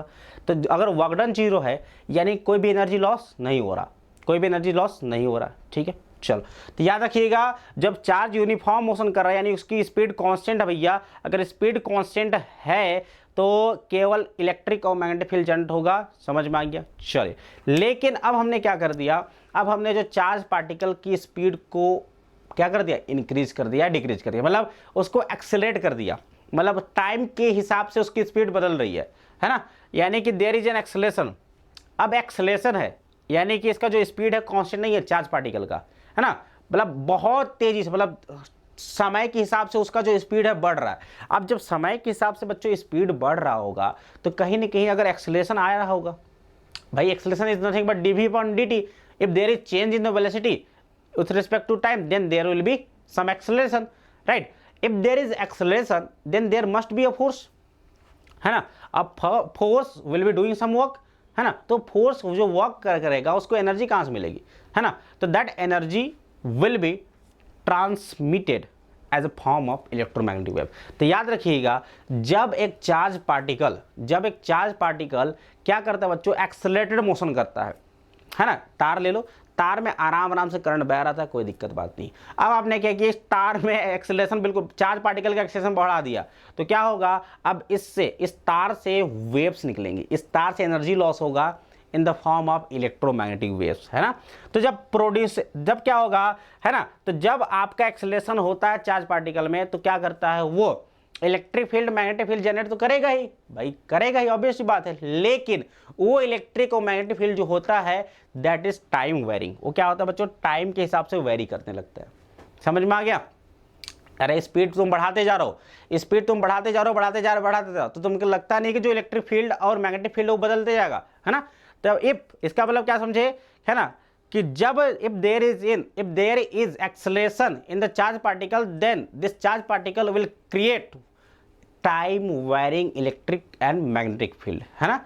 और यही टाइम वेरिंग इलेक्ट्रिक फील्ड और मैग्नेटिक फील्ड मिल करके क्या बनाते हैं, इलेक्ट्रोमैग्नेटिक वेव्स बनाते हैं। क्या बनाते हैं भाई, इलेक्ट्रोमैग्नेटिक वेव्स बनाते हैं। क्लियर है। तो एक्सेलरेशन मोशन नाम charge particle generate electromagnetic wave. तो इलेक्ट्रोमैग्नेटिक वेव जनरेट होने के लिए जो मोशन होना चाहिए तार में चार्ज पार्टिकल का बहुत तेजी से होना चाहिए, right. Accelerated charge particle produce time varying electric and magnetic field, है ना, समझ में आ गया क्या? चलो, तो टाइम वेरिंग था, है ना। तो आपने देखा क्या, आपको एक कॉन्सेप्ट, सिंपल सा कॉन्सेप्ट पता है कि अगर आपका मैग्नेटिक फ्लक्स चेंज हो रहा है, अगर आपका मैग्नेटिक फील्ड चेंज हो रहा है, तो एक इंड्यूस्ड करंट आती है, यानी कि टाइम वेरिंग इलेक्ट्रिक फील्ड आएगा। अगर आपने इलेक्ट्रिक फ्लक्स में चेंज किया, इलेक्ट्रिक फील्ड में चेंज किया, तो क्या होगा? टाइम वेरिंग मैग्नेटिक फील्ड आएगा। समझ में आ गया कि नहीं आ गया? क्लियर है? चल, जो कि आपका मैक्सवेल ने भी दिया था, है ना। मैक्सवेल ने क्या बोला? फैराडे ने बोला कि जब मैग्नेटिक फील्ड में चेंज होगा तो इंड्यूस करंट आएगा, ये फैराडे ने बोला। मैक्सवेल ने क्या बोला कि इसका उल्टा भी सही है, अगर आप इलेक्ट्रिक फील्ड में चेंज करते हो तो क्या आएगा? मैग्नेटिक फील्ड भी आ जाएगा। क्लियर है? तो जब इलेक्ट्रिक फील्ड और मैग्नेटिक फील्ड दोनों आ गए तो दोनों एक साथ मिल करके बना देते हैं क्या? इलेक्ट्रोमैग्नेटिक वेव बना देते हैं, जो कि कुछ दिखता इस प्रकार से है। जरा देखो, दिख रहा है क्या? दिख रहा है भाई? ठीक है, जरा देखो ध्यान से। अपने पास है क्या? दो कलर से दिखाए हुए हैं। सबसे पहले एक्सिस बनाया हुआ है, X axis, Y axis, Z axis. X axis में देखो प्रोपोगेट कर रहा है क्या? अपना वेव इस डायरेक्शन में जा रहा है। चलिए, अब ये जो देखो इलेक्ट्रिक फील्ड है, ये वाई डायरेक्शन में ऑसिलेट कर रहा है, वाई डायरेक्शन में, है ना। और मैग्नेटिक फील्ड जो है बच्चों जेड डायरेक्शन में, ऐसे ऐसे ऐसे ऐसे ऐसे, है ना। तो मैग्नेटिक फील्ड जेड डायरेक्शन में ऑसिलेट कर रहा है, इलेक्ट्रिक फील्ड वाई डायरेक्शन में ऑसिलेट कर रही है, और वेव किधर जा रहा है? एक्स डायरेक्शन में जा रहा है। ठीक है, तो direction of propagation of wave is perpendicular to the both electric field and magnetic field. याद रखना, जो फील्ड है इलेक्ट्रिक और मैग्नेटिक फील्ड दोनों एक दूसरे के क्या होते हैं? परपेंडिकुलर होते हैं। देखिए क्या कर रहा है? The oscillating electric field and magnetic field are perpendicular to each other. Electromagnetic waves travel is speed of light in vacuum. Speed of light से यानी सी से चलते हैं। The energy associated with the propagating wave comes at the expense of the energy of the source, है ना। जितनी ज़्यादा source की एनर्जी होगी, है ना, जितनी ज़्यादा सोर्स की एनर्जी होगी उतनी ही ज़्यादा इस जो वेव जा रहा है उस वेव का एनर्जी होगा। ठीक है, समझ में आ गया क्या? क्लियर याद है बात? चलिए, और एक चीज़ और याद रखेंगे, जो direction of direction of propagation of जो वेव होता है ना, जो वी वेक्टर होता है बच्चों, वी वेक्टर की जो डायरेक्शन होती है that is in the direction of E cross B. किधर होता है? E cross B. अब ये जो मैं जो बता रहा हूँ ना, बहुत इंपॉर्टेंट है। 3-4 सवाल तो इसी पे आ गए हैं, बस 3-4 सवाल आ गए इस पे। भैया ई क्रॉस बी का परपेंडिकुलर, अगर ई मान ले, ई किधर है? जेड में, और मतलब ई किधर है? जे कैप में है, और बी किधर है? के कैप में। तो जे क्रॉस के करो, किधर आएगा? आई कैप आया क्या? आई कैप आया क्या? यानी कि वेव किधर जा रहा है? एक्स में जाएगा, जो कि आप सभी को दिख भी रहा है। वेव किधर जा रहा है? एक्स में जा रहा है। ठीक है, समझ में आ गया? क्लियर है? चलो, कैरेक्टरिस्टिक्स ऑफ इलेक्ट्रोमैग्नेटिक वेव्स, इसके क्या क्या प्रॉपर्टी होते हैं? तो भैया पहला प्रॉपर्टी, इलेक्ट्रोमैग्नेटिक वेव को चलने के लिए कोई भी मीडियम की आवश्यकता नहीं होती है। सन से जो लाइट आती है अर्थ पे, वो भी क्या? इलेक्ट्रोमैग्नेटिक वेव ही है। ऊपर तो कोई मीडियम नहीं है, स्पेस के ऊपर कोई मीडियम है क्या? नहीं है, मीडियम तो इधर है ना, अर्थ के एटमॉस्फेयर में, है ना। फिर भी इलेक्ट्रोमैग्नेटिक वेव आ जाता है ना। और दूसरा वेव जो हम लोग बोल रहे हैं, ये सब क्या है बच्चों? ये मैकेनिकल वेव्स है, जैसे साउंड वेव्स हो गया, है ना। रस्सी में जो आ रहा है ट्रांसवर्स वेव, वो क्या है? उनको चलने के लिए मीडियम की आवश्यकता है। अगर जैसे मान लो तो मेरे सामने एक आदमी खड़ा है, अगर यहाँ पे वैक्यूम रहता, अगर गैसियस पार्टिकल्स नहीं रहते, तो उस आदमी को मेरा आवाज़ सुनाई नहीं देता। स्पेस में ऐसा ही होता है, स्पेस में आदमी को आवाज़ नहीं सुनाई देता, because there is no medium, right. There should be some medium to propagate, है ना, to transfer the energy whatever I am speaking, that energy is transported by the particles. That particles are transmitting this energy from one particle to another, and this is propagating towards the second person, right, due to which that person is listening my voice. Clear है? समझ में आ रहा है? But for the propagation of electromagnetic wave, they do not require any medium, है ना, they do not require any medium, है ना। They travel with the speed of light 3 × 10⁸ meter per second. These waves are transformed in nature. ये wave transfer in nature होते हैं। मतलब sir अगर wave इधर जा रहा है ना, वेव अगर इधर जा रहा है तो जो पार्टिकल्स होंगे उसके रास्ते में, जो पार्टिकल्स होंगे वो वाइब्रेट करेंगे डायरेक्शन के परपेंडिकुलर में। वेव इधर जा रहा है और जो पार्टिकल्स उसके रास्ते में आ रहे हैं वो वाइब्रेट करेंगे परपेंडिकुलर डायरेक्शन में। They carry both energy and momentum. उनके पास एनर्जी और मोमेंटम दोनों होता है। भाई एनर्जी है तो मोमेंटम भी तो होना चाहिए ना यार। क्लियर है। They can be reflected, refracted and absorbed.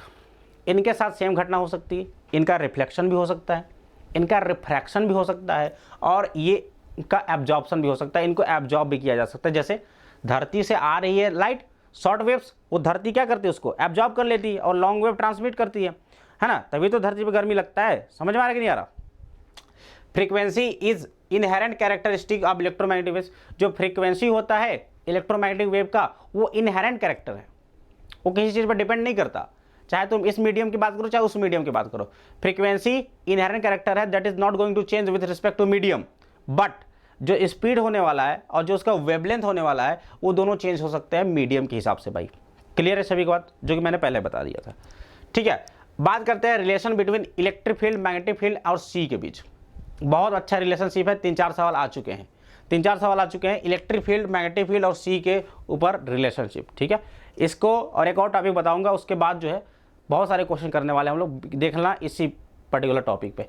तो भाई याद रखो, इलेक्ट्रिक फील्ड की वैल्यू क्या होती है, E is equal to E Y E nought sine omega T minus K X. भाई के की वैल्यू ये भी तो होती है ओमेगा बाई वी, वी मतलब इलेक्ट्रोमैग्नेटिक वेव है, इलेक्ट्रोमैग्नेटिक वेव किससे चलता है, प्रकाश की चाल से, सी से चलता है, तो क्या हो जाएगा ओमेगा बाय सी हो जाएगा, है ना। ओमेगा मल्टीप्लाई कर दो ओमेगा बाय सी, क्या हो जाएगा के एक्स हो जाएगा। सिंपल सी बात, इक्वेशन ऑफ वेव जानते होगा आप सभी लोग, है ना। प्लस भी हो सकता है, माइनस भी हो सकता है, कुछ भी हो सकता है यहाँ पे, है ना, वो डिपेंड करता है कि डायरेक्शन समझ आ रहा है।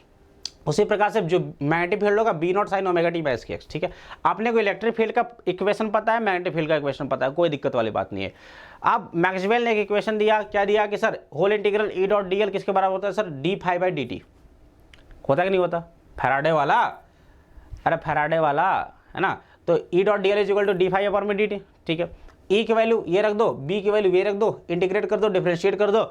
अपने को नहीं करना, अपने को नहीं करना, अपने को ये रिलेशनशिप याद रखना, that is more than enough, बहुत ज़्यादा है। जो इलेक्ट्रिक फील्ड होता है वो ज़्यादा होता है, सी इंटू बी नॉट के बराबर होता है। इलेक्ट्रिक फील्ड की value C into B not, C into B nought याद रखो, अभी हमने लगाया था, लेकिन यहाँ से आता है, कहाँ से आता है, इससे को, इसको अगर आप यूज करते हो तब आता है ये। याद रखो कितना, electric field E not is equal to C into B nought. याद करो, याद करो, बहुत सवाल कराने वाला उस पर्टिकुलर पॉइंट पे। Electric field is equal to C into B nought. चलो अगला, अगला रिलेशनशिप, अगला इलेक्ट्रिक फील्ड की वैल्यू सेम, मैग्नेटिक फील्ड की वैल्यू सेम, है ना। अगर आप सभी को एक चीज़ और पता है, एम्पियर के लॉ से क्या होता है कि sir B dot D L जो होगा sir epsilon naught into mu naught into D phi upon में डी टी। अरे बोला एम्पियर मैक्सवेल इक्वेशन, है ना। कंडक्शन करंट तो होगा नहीं, कंडक्शन करंट कहाँ से आ जाएगा, इसमें नहीं आएगा ना। तो क्या आ जाएगा, whole integral B dot D is equal to mu not epsilon not D phi upon D T. B की वैल्यू ये रख दो, ई की वैल्यू ये रख दो, सॉल्व कर दो, खत्म कहानी। अपने को जो रिलेशनशिप है ये याद रखना है, C is equal to 1 upon under root mu naught into epsilon naught. क्या, C is equal to under root mu naught into epsilon naught. खैर प्रूफ भी बहुत ईजी है बट नॉट रिक्वायर्ड, है ना। याद रखो, याद करो इसको, C is equal to under root 1 upon mu naught into epsilon naught. हाँ, light is electromagnetic in nature, क्योंकि सी जो होता है स्पीड ऑफ लाइट होता है। समझ में आ गया, क्लियर है, याद रहेगा। पहला फार्मूला, दूसरा फार्मूला ये, पहला फार्मूला ये, E not is equal to C into B naught और C is equal to 1 upon under root mu naught into epsilon naught. ये दो फार्मूला याद हो गए। चले अगला, अगर हम लोग बात करते हैं किसी मीडियम में, अगर हमारा इलेक्ट्रोमैग्नेटिक वेव किसी मीडियम में चला गया, जैसे मान लो पानी में चला गया, तो पानी में चला गया तो पानी के लिए क्या म्यू नॉट और एप्सिलॉन नॉट तो चेंज हो जाएंगे, क्योंकि म्यू नॉट और एप्सिलॉन नॉट तो वैक्यूम के लिए रहते हैं। भाई म्यू नॉट और एप्सिलॉन नॉट किसके लिए, ये वैक्यूम के लिए रहते हैं। लेकिन अगर ये किसी मीडियम में चले गए तो उसके लिए क्या लगाना पड़ेगा, म्यू के साथ, म्यू नॉट के साथ म्यू आर और एप्सिलॉन नॉट के साथ एप्सिलॉन आर लगाना पड़ेगा। तो जो स्पीड आएगा इलेक्ट्रोमैग्नेटिक वेव का वो थोड़ा सा घट जाएगा। कितना हो जाएगा, 1 अपॉन में म्यू इंटू एप्सिलॉन, म्यू की value mu naught into mu R, epsilon naught की value epsilon naught into epsilon R. Is that clear to everyone. चलो अब इसको अलग अलग कर दो, mu naught into epsilon naught अलग और म्यू आर एप्सिलॉन आर को अलग कर दिया। अब ये मिलकर के क्या, ये मिलकर के हो गया सर सी के बराबर, तो C by under root mu R into epsilon R होता है। यानी कि जब किसी मीडियम में लाइट इंटर करता है तो उस मीडियम में जो लाइट की स्पीड होने वाली है सर वो क्या होगी, सी अपॉन में उस मीडियम का म्यू आर कितना है और एप्सिलॉन आर कितना है। समझ में आ गया क्या, कर लोगे, सवाल आए हैं, डायरेक्ट सवाल आए हैं इसके ऊपर।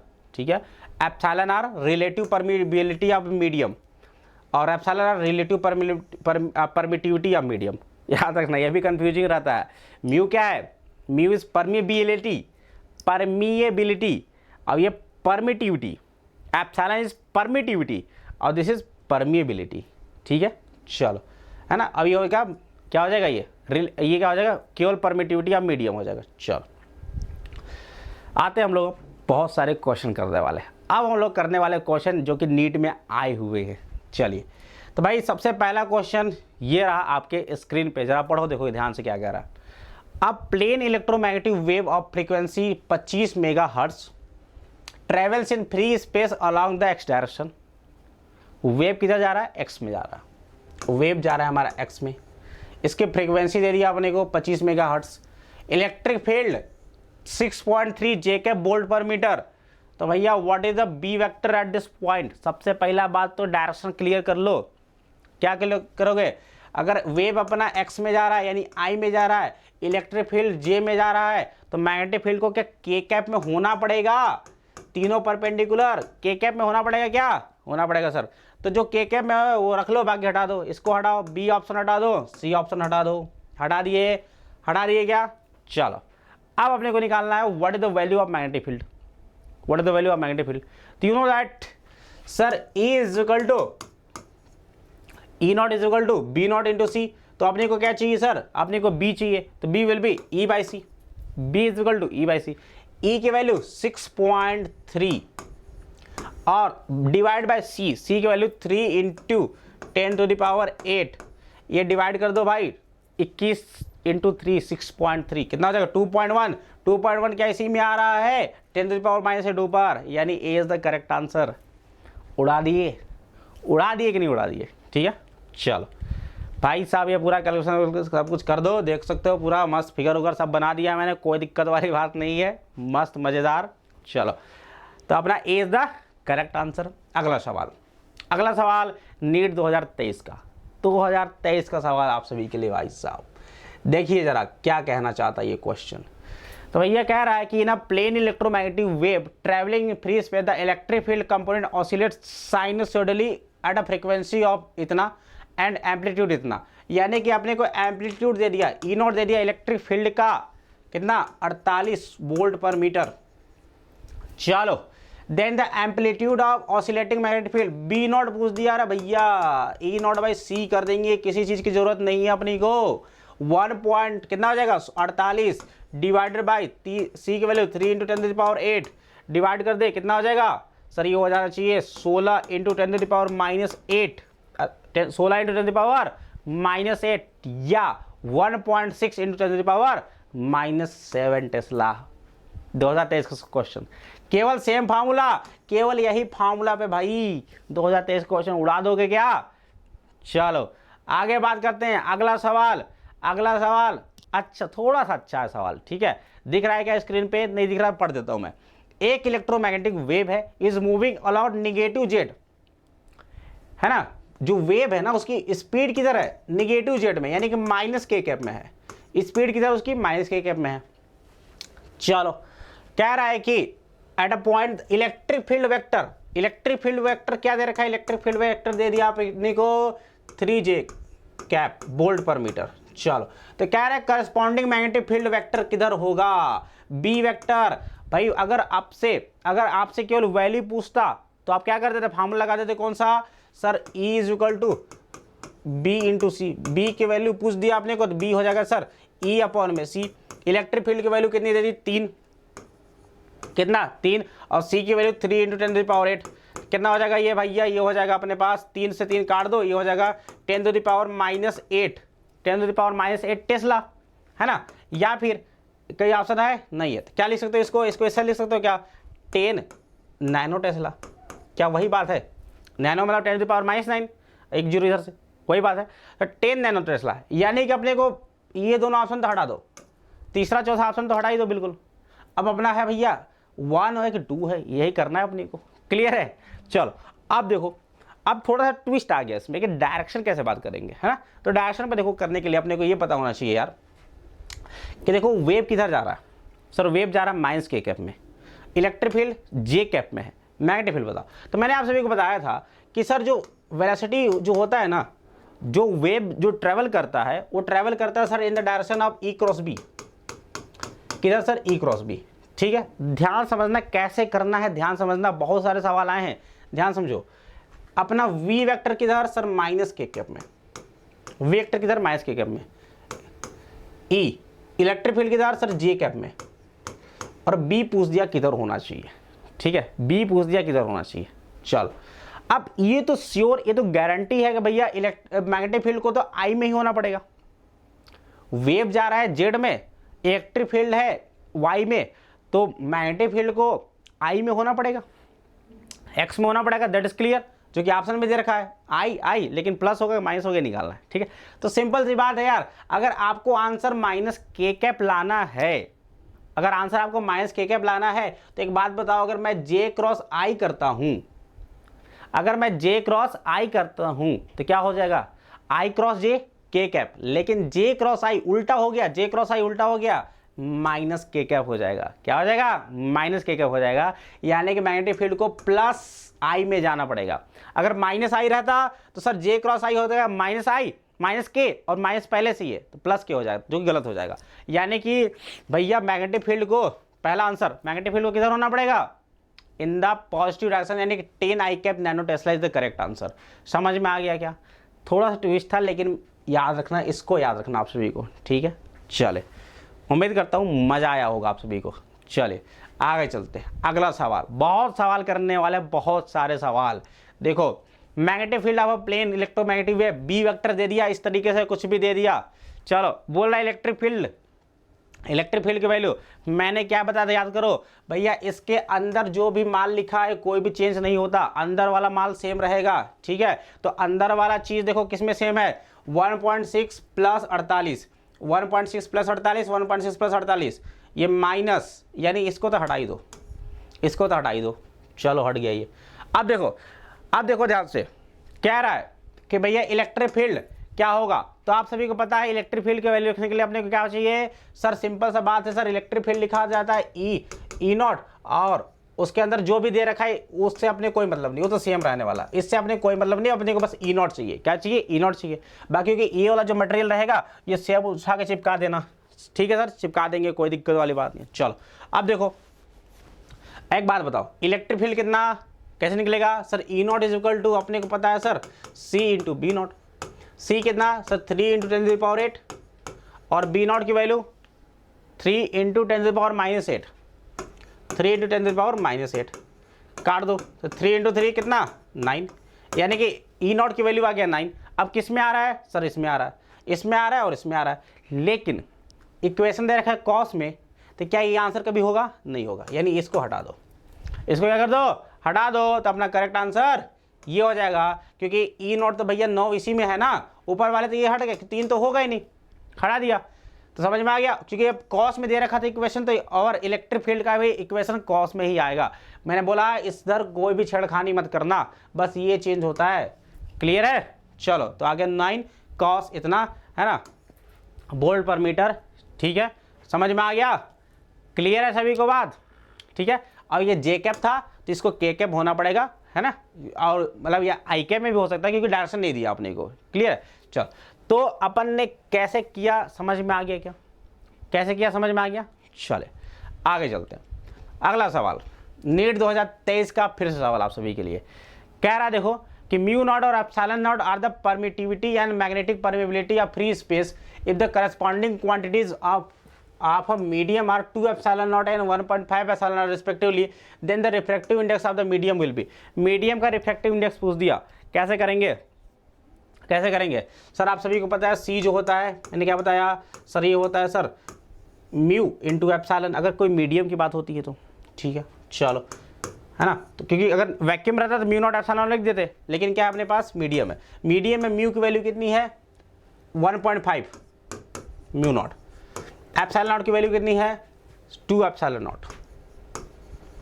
तो कितना हो गया सर? ये हो गया अपना, सॉरी ये इस सी नहीं, ये वी के बराबर होगा, राइट? किसके बराबर होगा? वी, क्योंकि मीडियम में स्पीड चेंज हो जाता है, मीडियम में स्पीड क्या हो जाता है? चेंज हो जाता है। ये हो गया वी, ये भी हो गया क्या? वी। अब देखो क्या हो जाएगा? 1.5 इंटू 2 3, कितना हो जाएगा? 3, तो रूट 3 को बाहर कर दो, into mu naught into epsilon naught. ठीक है, क्लियर है। अब 1 अपॉन में म्यू नॉट एप्सिलॉन नॉट कितना आ जाएगा, रूट वाला, ये हो जाएगा सर सी के बराबर डिवाइड बाई √3, डिवाइड बाई √3। तो स्पीड जो आ रहा है, स्पीड इज इक्वल टू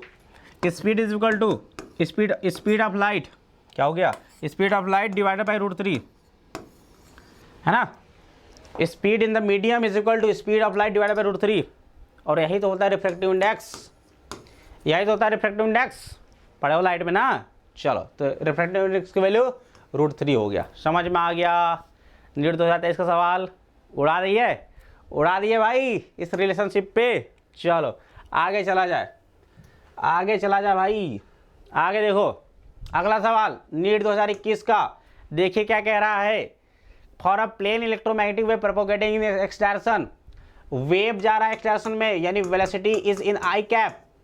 चलो तो कह रहा है कि which one of the following give the correct possible direction of electric field और मैग्नेटिक फील्ड।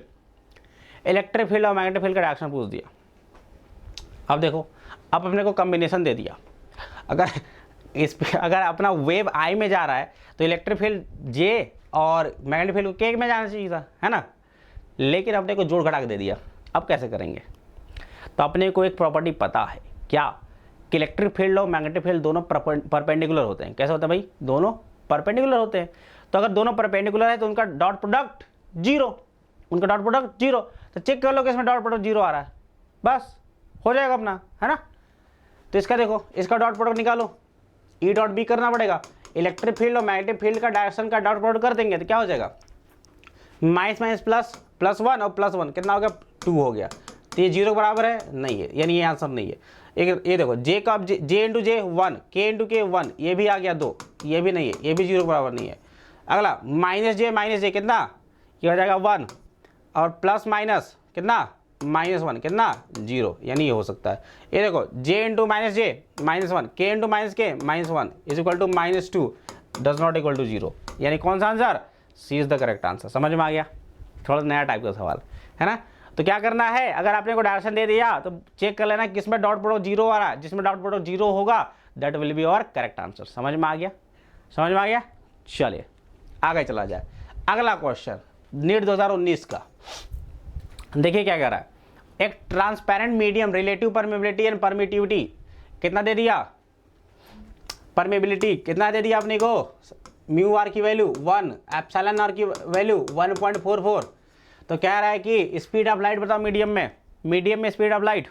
सर अभी हमने जस्ट पढ़ा सी अपॉन में mu R into epsilon R होता है सर, सी अपॉन में म्यू आर की value 1, epsilon R 1.44, epsilon R कितना 1.44, मल्टीप्लाई कर दो 1.44 का रूट 1.2, यानी speed is equal to upon upon 1.2, सी की वैल्यू स्पीड ऑफ लाइट 3 × 10⁸, उसमें डिवाइड करना पड़ेगा किससे, 1.2 से डिवाइड कर दो 2.5 आ जाएगा, 2.5 × 10⁸ मीटर पर सेकेंड।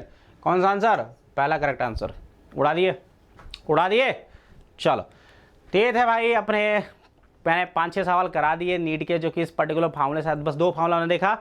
एक तो electric field is equal to C into magnetic field, और दूसरा C is equal to √1 upon mu naught into epsilon naught वाला फार्मूला। ठीक है, 2 सवाल में 5-6 सवाल आ चुके हैं इस पे, क्लियर है। चलिए अगला बात करते हैं हम लोग नेक्स्ट टॉपिक एनर्जी डेंसिटी की, है ना। भाई इलेक्ट्रोमैग्नेटिक वेव प्रोपोगेट कर रहा है तो इलेक्ट्रिक फील्ड भी आ रहा है, मैग्नेटिक फील्ड भी आ रहा है, तो क्या होगा अपने पास एनर्जी डेंसिटी होगी कि नहीं, दोनों की वजह से होगी सर। देखो जरा, आप सभी को पता है कि energy density in electric field कितना होता है, हाफ एप्सिलॉन नॉट E² होता है कि नहीं होता। चलिए ठीक है, तो अगर आपसे बोले कि एवरेज एनर्जी डेंसिटी निकालो, है ना, तो ये कितना होता है बच्चों, 1/4 एप्सिलॉन नॉट E² याद रखिएगा। Energy stored in unit volume in any electric या magnetic field is known as energy density. क्या है कि पर यूनिट वॉल्यूम में कितना एनर्जी स्टोर हुआ है उसको बोलोगे एनर्जी डेंसिटी। इलेक्ट्रिक फील्ड की वजह से एनर्जी डेंसिटी होता है हाफ एप्सिलॉन नॉट E²। अगर एवरेज बात किया जाए पूरे वेव का, टिचकाउं पूरे वेव का अगर एनर्जी डेंसिटी बात किया जाए एवरेज, तो क्या हो जाएगा, उसका आधा होता है। क्या होता है, आधा होता है। कितना हो जाएगा, एवरेज हो जाएगा बच्चों 1/4 एप्सिलॉन नॉट E² होता है। Similarly energy density magnetic field का B² में 2 म्यू नॉट होता है क्या, सर बिल्कुल होता है। एवरेज बात करेंगे तो 2 से भाग कर देंगे, यानी क्या हो जाएगा बी स्क्वायर पर 4 म्यू नॉट, क्या हो जाएगा बी स्क्वायर पर 4 म्यू नॉट। और आप सभी को पता है कि अगर इलेक्ट्रोमैग्नेटिक वेव चलता है तो इलेक्ट्रोमैग्नेटिक वेव चलता है तो उसके पास इलेक्ट्रिक फील्ड और मैग्नेटिक फील्ड दोनों होता है, तो उसके पास दोनों एनर्जी होगा, half 1/4 epsilon not E not square plus B square upon में 4 म्यू नॉट, दोनों एनर्जी होगा, याद रखिएगा। This is the formula for energy density, this is the formula for energy density, average energy density. अगर पूछेगा तो ये लगा के मत आ जाना, ये लगा के मत आ जाना। कौन लगाओगे? ये लगाओगे, ठीक है। चलो आगे आगे देखा जाए, ई नॉट की value C into B not, C की वैल्यू 1/म्यू नॉट इंटू एप्सिलॉन नॉट, ठीक है। तो यहाँ से अगर देखा जाए भैया, रख दो ई नॉट की वैल्यू रख दो, और ई नॉट की वैल्यू रख दो कितना, सी इंटू बी नॉट, क्लियर है। और एप्सिलॉन नॉट की वैल्यू भी रख दो यहाँ से, अरे सी स्क्वायर इक्वल टू कर दो ना 1/म्यू नॉट इंटू एप्सिलॉन नॉट, ठीक है। तो ये देखो सी स्क्वायर इक्वल टू क्या हो जाएगा सर, ये E not square equal to हो जाएगा sir C square into B not square. अब सी स्क्वायर की वैल्यू 1/म्यू नॉट इंटू एप्सिलॉन नॉट, और ये अपने है बी नॉट स्क्वायर, क्या हो गया बी नॉट स्क्वायर, क्लियर है। और आप सभी को पता है सी स्क्वायर इक्वल टू क्या हो जाएगा mu naught into epsilon not, तो ये क्या हो जाएगा बच्चों, सिंपली क्या हो गया सर ये, अरे क्या हो गया, this is nothing but sir, है ना। देखो यार यहाँ रख दो 1/4, एप्सिलॉन नॉट की जगह पे क्या रख दोगे सर, एप्सिलॉन नॉट की जगह पे रख देंगे sir 1/1 C square into mu nought, ठीक है। और ई नॉट की value C square into B not square, C square cut गया, क्या क्या बी नॉट स्क्वायर पर 4 म्यू नॉट। यानी कि जो एवरेज एनर्जी डेंसिटी होता है इलेक्ट्रिक फील्ड का, वो मैग्नेटिक फील्ड के एवरेज एनर्जी डेंसिटी के बराबर होता है, याद रखिएगा, है ना। यानी कि जो दोनों एनर्जी डेंसिटी हमने पढ़ा ये वाला, ये दोनों आपस में बराबर होते हैं। अगर आपसे बोले कि अपने पास इलेक्ट्रिक फील्ड का एनर्जी डेंसिटी 2 है, तो मैग्नेटिक फील्ड का कितना होगा, वो भी 2 होगा, टोटल कितना होगा 4 होगा, ठीक है। चलिए इस तरीके से आप समझ सकते हैं कि जो एवरेज एनर्जी डेंसिटी होने वाली है sir, that is equal to half epsilon not E not square या फिर हाफ बी स्क्वायर अपॉन में 2 म्यू नॉट। अगर टोटल एनर्जी की बात करें, इलेक्ट्रोमैग्नेटिक वेव की अगर टोटल एनर्जी की बात करता है भैया, टोटल एनर्जी की, तो क्या बोलोगे half epsilon not E not square या फिर बी स्क्वायर अपॉन में 2 म्यू नॉट, क्योंकि इनको दोनों को जोड़ दोगे तो क्या होगा, क्योंकि दोनों बराबर है, तो 1/4 1/4 मिलकर क्या हो जाएगा 1/2 हो जाएगा, तो ये हो जाएगा, है ना। तो अगर इलेक्ट्रोमैग्नेटिक वेव की अगर बात किया जाए भाई, तो टोटल एनर्जी कितनी होती है 4, तो मान लो टोटल एनर्जी दे दिया 4 जूल, है ना, 4 जूल पर मीटर क्यूब दे दिया, है ना। तो अगर आपसे इलेक्ट्रिक फील्ड का पूछे तो कर देना 2, और मैग्नेटिक फील्ड का पूछे तो भी हो जाएगा 2, आधा आधा बांट देना है, ठीक है। चलो क्वेश्चन करते हैं, देखो क्वेश्चन नीट 2022 का, नीट 2022 का क्वेश्चन है, कह रहा है कि ratio of the magnitude of the magnetic field and electric field intensity of plane electromagnetic wave in free space of permittivity mu not epsilon naught is given by भाई B naught by E naught किसके बराबर होता है, B naught by E naught 1/c के बराबर होता है, बस 1/c के बराबर। नीट 2022 का सवाल है ना, कुछ भी नहीं है। चलो बात करते हैं हम लोग इंटेंसिटी की, इंटेंसिटी ऑफ इलेक्ट्रोमैग्नेटिक वेव्स की बात किया जाए, तो इंटेंसिटी ऑफ इलेक्ट्रोमैग्नेटिक वेव्स में अगर ध्यान से देखा जाए बच्चों, क्या होता है ये, the energy crossing per unit area पर unit time perpendicular the direction of propagation of wave is called the intensity of wave, है ना। कि भैया इस पूरे एरिया से, इस गिवन एरिया से पर यूनिट टाइम पे, पर यूनिट एरिया पे कितना एनर्जी पास हो रहा है, कितनी एनर्जी जा रही है, that is known as what sir, that is known as intensity, है ना। तो energy passing through cylindrical area of A per unit time कितना हो जाएगा sir, cylindrical area A per unit time कितना हो जाएगा सर, तो दिस विल बी व्हाट, भाई एनर्जी को हमने दिखा दिया यू से, एनर्जी को दिखा दिया यू से, और u by delta time t, है ना, पर यूनिट टाइम क्या हो जाएगा, तो सर ये हो जाएगा अपना, क्या हो जाएगा बताओ, तो sir this will be what sir, this will be half epsilon not E not square upon में डेल्टा टी इंटू वॉल्यूम भी तो करना पड़ेगा ना, वॉल्यूम कितना हो जाएगा, एरिया इंटू लेंथ, नहीं समझे। अरे भाई एनर्जी डेंसिटी क्या होता है सर, एनर्जी डेंसिटी जो होता है sir, energy per unit volume होता है, अपने को एनर्जी चाहिए, एनर्जी, तो एनर्जी क्या हो जाएगा sir, energy density into volume, energy density कितना होता है sir, half epsilon not E square, और वॉल्यूम कितना हो जाएगा सिलेंडर का, अगर एरिया ए है और लेंथ एल है तो ये हो जाएगा क्या, है ना। तो वही चीज़ तो लिखा हुआ है यहाँ पे, है ना, वही चीज़ लिखा हुआ है, एनर्जी पर unit time half epsilon not E not square into area into length upon में टाइम करोगे, लेंथ अपॉन में डेल्टा टी करोगे तो क्या हुई, प्रकाश की चाल हो जाएगी, क्या स्पीड ऑफ लाइट हो जाएगा, है ना। तो सिंपल सी बात है भाई, यही होता है। तो अगर आपसे पूछेगा कि इंटेंसिटी कितना होता है, तो intensity is equal to sir, आपको बस एनर्जी डेंसिटी में सी से मल्टीप्लाई कर देना है। दिख रहा है ना, इसको ए को नीचे ले जाओ ना, ए को नीचे ले जाओ, क्योंकि ये अभी इंटेंसिटी नहीं है। इंटेंसिटी के लिए आपने को पर यूनिट एरिया भी लेना पड़ेगा। तो अगर नीचे ले जाते हो तो क्या बचेगा, half epsilon not E not square into C. यानी कि अगर आपसे पूछे भाई, इफ समवन आस्क यू कि what is the intensity, then बस एनर्जी डेंसिटी में स्पीड ऑफ लाइट से मल्टीप्लाई कर देना। क्या करना, स्पीड ऑफ लाइट से मल्टीप्लाई कर देना, ठीक है। चलो, वैसे इसकी यूनिट क्या होगी, तो सर इसकी यूनिट हो जाएगी वॉट पर मीटर स्क्वायर, वॉट पर मीटर स्क्वायर, क्योंकि एनर्जी पर यूनिट टाइम वॉट है और वॉट बाई एरिया क्या हो जाएगा, मीटर, मतलब वॉट पर मीटर स्क्वायर हो जाएगा। Is that clear to everyone, समझ में आ गया बात। चलिए, intensity due to point source, point source की वजह से इंटेंसिटी, पॉइंट सोर्स से अगर इलेक्ट्रोमैग्नेटिक वेव निकल रहा है भैया तो क्या होगा उसकी इंटेंसिटी। तो अपन बात करते हैं इंटेंसिटी क्या होता है सर, एनर्जी अपॉन में पर unit time per unit area, बोलो। और एनर्जी पर यूनिट टाइम क्या यही पावर होता है क्या। और सिलिंड्रिकल, अरे सॉरी, पॉइंट सोर्स है तो उसकी वजह से ये शेप बताओ जरा, एक रेडियल शेप बनेगा, है ना। इसका आर अगर रेडियस है तो एरिया कितना हो जाएगा, 4 पाई आर स्क्वायर। अरे क्योंकि पॉइंट सोर्स से चारों डायरेक्शन निकलती है ना भाई, तो एक स्फीयर बनेगा, स्फीयर का एरिया कितना होता है, 4 पाई आर स्क्वायर। तो इंटेंसिटी कितना हो गया बच्चों, पॉइंट सोर्स का सर पावर, उस इलेक्ट्रोमैग्नेटिक वेव का कितना पावर है डिवाइडेड बाई उसका सरफेस एरिया, है ना। Intensity is inversely proportional to the square of R, याद रखिएगा, बहुत बढ़िया रिलेशनशिप है। Intensity is inversely proportional to square of red R, so the intensity due to point source obeys inverse square law, है ना। Inverse square law को ओबे करता है क्या, intensity due to point source. Unit क्या हो जाएगा भाई, यूनिट हो जाएगा सर इसका वाट पर मीटर स्क्वायर या फिर joule per second metre square, joule per second metre square हो जाएगा, कोई दिक्कत वाली बात नहीं है, ठीक है। चलिए, तो क्वेश्चन भी कर ही लेते हैं फिर। नीट 2020 का क्वेश्चन है, देखिए क्या कह रहा है कि light with an average flux of I is equal to 20 watt per centimetre square दे दिया, ठीक है भाई। आंसर दिया है जूल में, यानी कि अपने को चेंज करना पड़ेगा मीटर में, है ना। कोई दिक्कत नहीं, क्योंकि एरिया दे दिया आपने को, इसमें दे दिया, ठीक है। आपने को फ्लक्स दे दिया कितना, फ्लक्स मतलब इंटेंसिटी समझो, यूनिट समझ जाओ, यूनिट समझो, ठीक है। नॉर्मल इंसिडेंट सरफेस एरिया दे दिया अपने को भाई, एरिया दे दिया अपने को 20 सेंटीमीटर स्क्वायर। चलो, तो कह रहा है energy received by the surface, surface द्वारा एनर्जी कितना रिसीव हुआ with in the span of 1 minute, 1 minute time के स्पेन में कितना हुआ। तो आप सभी को पता है जो आई होता है सर, ये होता है एनर्जी अपॉन में सर टाइम और डिवाइड बाय एरिया, सर यही होता है क्या, ठीक है सर।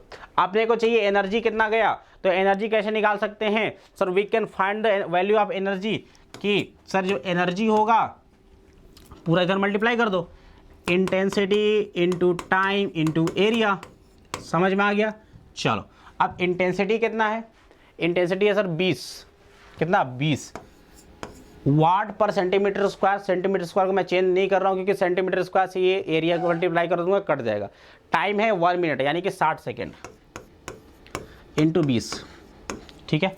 कितना हो गया, 6 दूना 12 दूना 24, 24 पे 3 जीरो यानी कि 2.4 into 10 to the power 4 joule, 2.4 into 10 to the power 4 joule is the correct answer. 2.4 into या फिर वही है ना 24 into 10 to the power 3 joule is the correct answer, ठीक है। आसान सा सवाल था, बस फार्मूला को रखने आप सभी को आना चाहिए था। कर सकते हैं क्या इस टाइप के सवालों को, कर लेंगे। नीट का भी यही सवाल है भाई, सारा क्वेश्चन मैं करा रहा हूँ नीट में 2019 से 2023 तक जितने भी सवाल आए हैं, all the question are being discussed here, है ना। So do look the video, do watch the video till the last, ठीक है। चलो, मोमेंटम की बात करते हैं। अब इलेक्ट्रोमैग्नेटिक वेव जा रहा है, उसमें हमने बात कर लिया इंटेंसिटी का, बात कर लेते हैं मोमेंटम की, ठीक है। तो याद रखो electromagnetic wave carries energy, electromagnetic wave में एनर्जी हुआ जिसकी हमने बात कर ली b स्क्वायर अपॉन में 2 म्यू नॉट या फिर half epsilon not E square, है ना। तो एनर्जी होता है, उसके साथ अगर एनर्जी है तो मोमेंटम भी होगा, एनर्जी है तो क्या होगा, मोमेंटम भी होगा। और मोमेंटम इलेक्ट्रोमैग्नेटिक वेव कैसे दिखाते हैं भैया, अरे बताओ जरा क्या होता है, momentum is equal to U upon में सी, है ना। यू क्या है सर, यू है energy carried by electromagnetic wave in the free space, है ना। U is the energy, U is the energy, ठीक है। और यू और पी क्या है, मोमेंटम है। तो momentum is equal to energy divide by speed of light होता है, याद रख लो, बहुत अच्छा फॉर्मूला है। Momentum is equal to sir energy upon में टाइम, एनर्जी अपॉन में स्पीड, एनर्जी अपॉन में स्पीड। ठीक है, चले क्वेश्चन देखिए क्या कह रहा है, अच्छा क्वेश्चन है।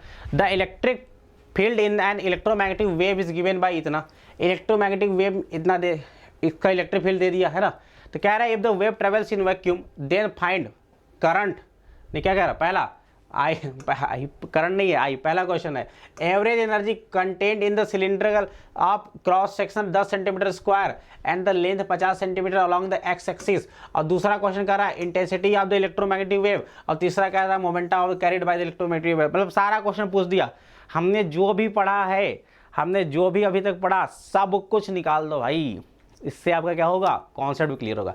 और इसी को कहते हैं बच्चों रियल पढ़ाई, है ना, कि भाई जो भी पढ़ रहे हो यार ना, उस पर तुमको सवाल लगाने आना चाहिए।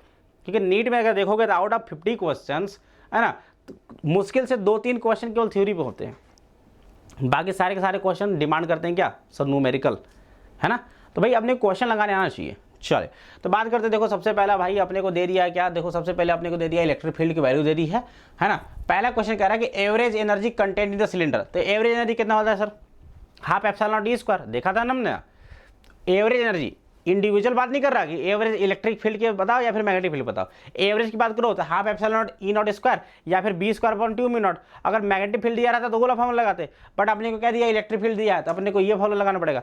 ई नॉट की वैल्यू 50, एप्सिलॉन नॉट की वैल्यू पता है 8.85, रख दो, क्या हो जाएगा, एप्सिलॉन नॉट की वैल्यू कितनी हो जाएगी सर, ये हो जाएगी, देखो रख दो, तो अपने पास हो जाएगा u wave is equal half epsilon not E not square. ठीक है, from wave equation we know that E not is equal to 50 newton per coulomb, सही बात है। एरिया अपने को 10 सेंटीमीटर स्क्वायर दे ही रखा है, लेंथ 50 सेंटीमीटर सिलेंडर का दे ही रखा है अपने को सवाल में। चलिए total energy content in the cylinder, energy पूरे सिलेंडर में कितना एनर्जी कंटेंट हुआ, वो क्या हो जाएगा, U into you average into volume. क्यों, क्योंकि क्या है, एवरेज एनर्जी डेंसिटी है, एनर्जी पर यूनिट वॉल्यूम है। तो आपने को बोला कि भाई इस एरिया और इस लेंथ में, देखो ये अपने पास सिलेंडर है, इसका एरिया दे दिया है, इसका लेंथ दे दिया है ना। तो कह रहा है कि इसके वॉल्यूम में कितना एनर्जी आएगा, तो भैया जो एवरेज एनर्जी डेंसिटी होता है उसमें वॉल्यूम से मल्टीप्लाई कर देंगे।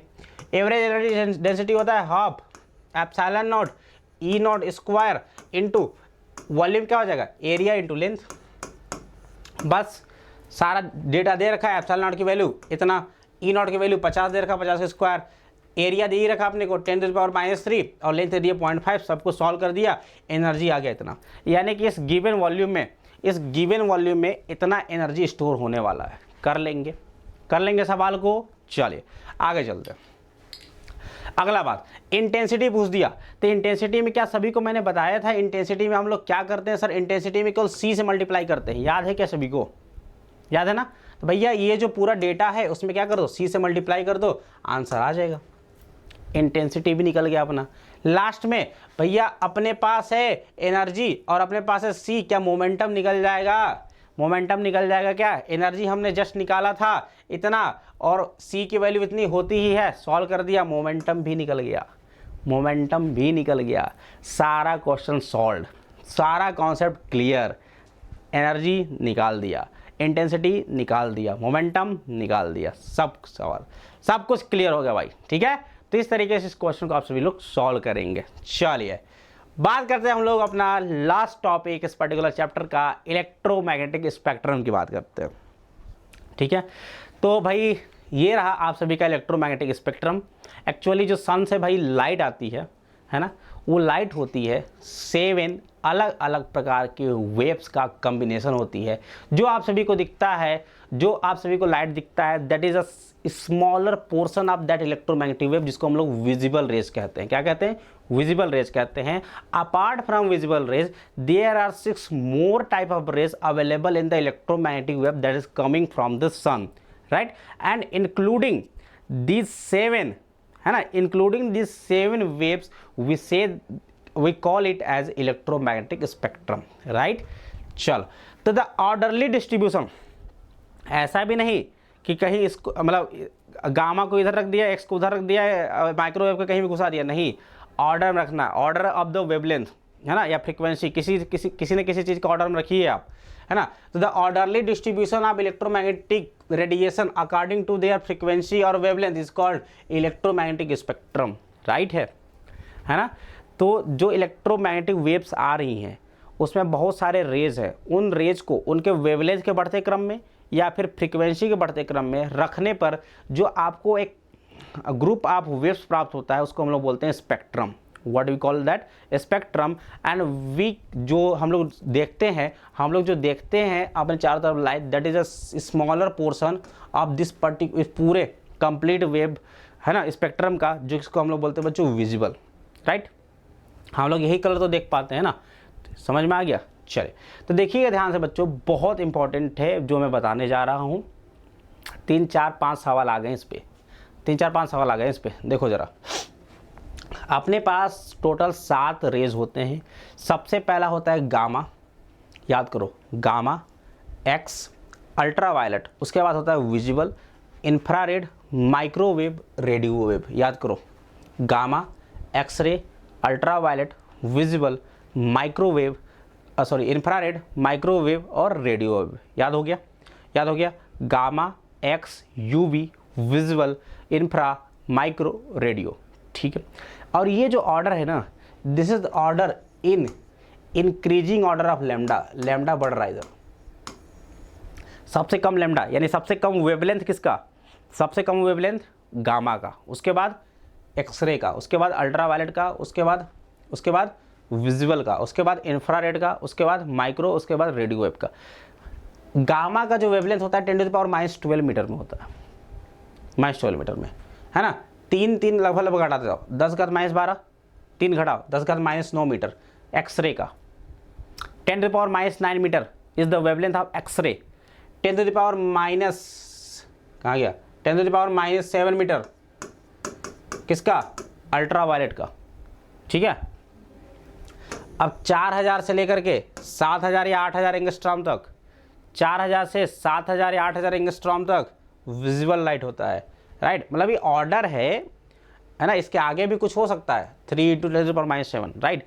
बस ये ऑर्डर याद करो, नहीं भी आता तो भी कोई दिक्कत नहीं, आपसे कोई डेटा नहीं पूछने वाला। बस ये याद रखना कि this is in the increasing order of wavelength, right. Gamma, X-ray, ultraviolet, visible का लेकिन याद रखना डेटा 4000 से 7000 या 8000, 4000 से 7000 या 8000 एंगस्ट्रॉम के बीच होता है। और सबसे कम वेवलेंथ विबग्योर, याद रखो विबग्योर, 7 कलर विबग्योर, है ना। तो सबसे कम वेवलेंथ वायलेट का और सबसे ज़्यादा रेड का, इस तरीके से बढ़ता है इसका वेवलेंथ। अगर इनमें पूछा जाए सबसे ज़्यादा वेवलेंथ किसका, रेड का, उसके बाद ऑरेंज, उसके बाद येलो, ग्रीन, ब्लू, इंडिगो और वायलेट, ठीक है। चले उसके बाद बच्चों इंफ्रारेड आता है, उसके बाद आता है माइक्रोवेव, उसके बाद आता है रेडियो वेव, ठीक है। अगर इनकी भाई इस इधर से इधर क्या बढ़ रहा है, लैम्डा बढ़ रहा है, यानी कि इसकी लैम्डा, इसका जो वेवलेंथ है गामा का सबसे कम होगा, सही बात है। और जो रेडियो वेव है इसका देखो, इसका वेवलेंथ कितना है, मीटर में होता है। कितना में होता है बच्चों, मीटर में, 10⁻1, 10⁻2, 3 भी ऐसा होता है ना, हज़ार मीटर तक वेवलेंथ होता है इसका रेडियो वेव का। इसीलिए हम लोग ट्रांसमिशन में रेडियो वेव का यूज़ करते हैं, बड़े दूर तक जाता है ये, ठीक है। तो याद रखो गामा का वेवलेंथ सबसे कम, रेडियो का वेवलेंथ सबसे ज़्यादा। अब याद रखो आप सभी को पता है फ्रीक्वेंसी और वेवलेंथ पे इनवर्स रिलेशनशिप होता है। कैसा होता है, इनवर्स रिलेशनशिप होता है। क्या है, जो c होता है f × लैम्डा के बराबर होता है ना। c तो प्रकाश की चाल, स्पीड ऑफ लाइट कांस्टेंट है, यानी जो फ्रीक्वेंसी होगा inversely proportional to lambda, right. तो याद रखिएगा गामा का फ्रीक्वेंसी सबसे ज़्यादा होता है। देखो ज़रा एक बार में कितना चक्कर मार दे रहा है, उसके बाद ये इस तरीके से बढ़ते जाता है ना, घटता जाता है, सॉरी। तो क्या है, सबसे कम वेवलेंथ गामा का और सबसे ज़्यादा फ्रीक्वेंसी गामा का, उसके बाद एक्सरे, ठीक है। याद हो गया, इधर फ्रीक्वेंसी बढ़ता है, इधर फ्रीक्वेंसी क्या होता है, बढ़ता है, और इधर वेवलेंथ बढ़ता है। इधर क्या होता है, इधर वेवलेंथ बढ़ता है। याद रखो, मैं बार बार इसलिए बोल रहा हूँ क्योंकि अभी तुमको दिखाने वालों सवाल आसानी से कर दोगे, डेटा नहीं याद है कोई दिक्कत नहीं है, याद रखो बस इतना, ठीक है। याद हो गया सभी को, सबसे ज़्यादा वेवलेंथ सर रेडियो का, सबसे ज़्यादा फ्रीक्वेंसी गामा का, सबसे कम फ्रीक्वेंसी रेडियो का, सबसे ज़्यादा फ्रीक्वेंसी गामा का, ठीक है। समझ में आ गया। चलो अब आते हैं अगला देखा जाए तो तो याद रखो अपने पास है गामा। गामा की फ्रीक्वेंसी याद करने की कोई ज़रूरत नहीं है, ये सब कोई भी डेटा याद करने की कुछ भी ज़रूरत नहीं है, ठीक है ना। अगर यूज याद रखना भैया, यूज पे आ जाते हैं सवाल, यूज पे सवाल आ जाते हैं। तो गामा रे का हम लोग यूज़ करते हैं बच्चों मेडिसिनल यूज़ में, मेडिसिनल यूज़ किया जाता है। एक्सरे का भी मेडिसिनल डायग्नोसिस में, है ना, जैसे कैंसर वैंसर का ट्रीटमेंट जो होता है ना, या फिर एक्सरे जो हम लोग करते हैं वहाँ पे यूज किया जाता है एक्सरे का। और गामा का मेडिसिनल अब यूसेज होता है इसका, और एक्स का भी। चलिए अगर हम लोग बात करते हैं कि इसका यूवी रे, अल्ट्रा वायलेट रे का अगर यूज़ किया देखा जाए तो आई सर्जरी में, आँखों के सर्जरी में, डिटेक्टिंग स्किन डिजीज पता करने में यूवी रेज का यूज़ किया जाता है, और वाटर प्यूरिफिकेशन में किया जाता है। याद रखिएगा, वाटर प्यूरिफिकेशन, स्किन में हमारे कोई डिजीज़ है उसके लिए, और आई सर्जरी में यूज़ किया जाता है किसका, यूवी रेज का, है ना। हमारा जो विजिबल है, विजिबल जो है उसका हम लोग विजन और कलर पता करने के लिए करते हैं, राइट। हमें ये सामने वाला चीज़ हमें रेड कलर का दिख रहा है तो that is due to visible rays, ठीक है। चलो आगे देखा जाए, इंफ्रारेड का अगर यूज़ देखा जाए भाई, इंफ्रारेड का अगर यूज़ देखा जाए तो रिमोट स्विचेज में, ये जो मैं रिमोट यूज़ कर रहा हूँ वो क्या लगा उसमें, इंफ्रारेड वेव्स निकल रही हैं। क्या निकल रही है, इंफ्रारेड वेव्स निकल रही हैं। उसके बाद अगर हम लोग बात करते हैं बच्चों माइक्रोवेव का, तो माइक्रोवेव का हम लोग यूज़ करते हैं बच्चों एयरक्राफ्ट नेविगेशन और माइक्रोवेव ओवन। माइक्रोवेव ओवन देखे होगा आप सभी ने, खाना बनाने के लिए यूज़ किया जाता है, तो एयरक्राफ्ट नेविगेशन में यूज़ किया जाता है माइक्रोवेव का, और माइक्रोवेव ओवन में यूज़ किया जाता है। और फाइनली जो रेडियो वेव है, रेडियो वेव का रेडियो और टीवी कम्युनिकेशन में बड़े बड़े दूरी तक अपना जो भी न्यूज़ है, जो भी चैनल है उसको दूर दूर तक फैलाने के लिए इसका यूज़ किया जाता है, क्योंकि इसका वेवलेंथ बहुत ज़्यादा होता है, ठीक है। तो रेडियो एवं टीवी कम्युनिकेशन में यूज़ किया जाता है रेडियो वेव का। अपने को इसको कोई याद करने की ज़रूरत नहीं है, बस अपने को ऑर्डर पता होना चाहिए, ये किधर क्या बढ़ता है किधर क्या घटता है, ठीक है। अब करते हैं सवाल, देखो कितना मजा आएगा।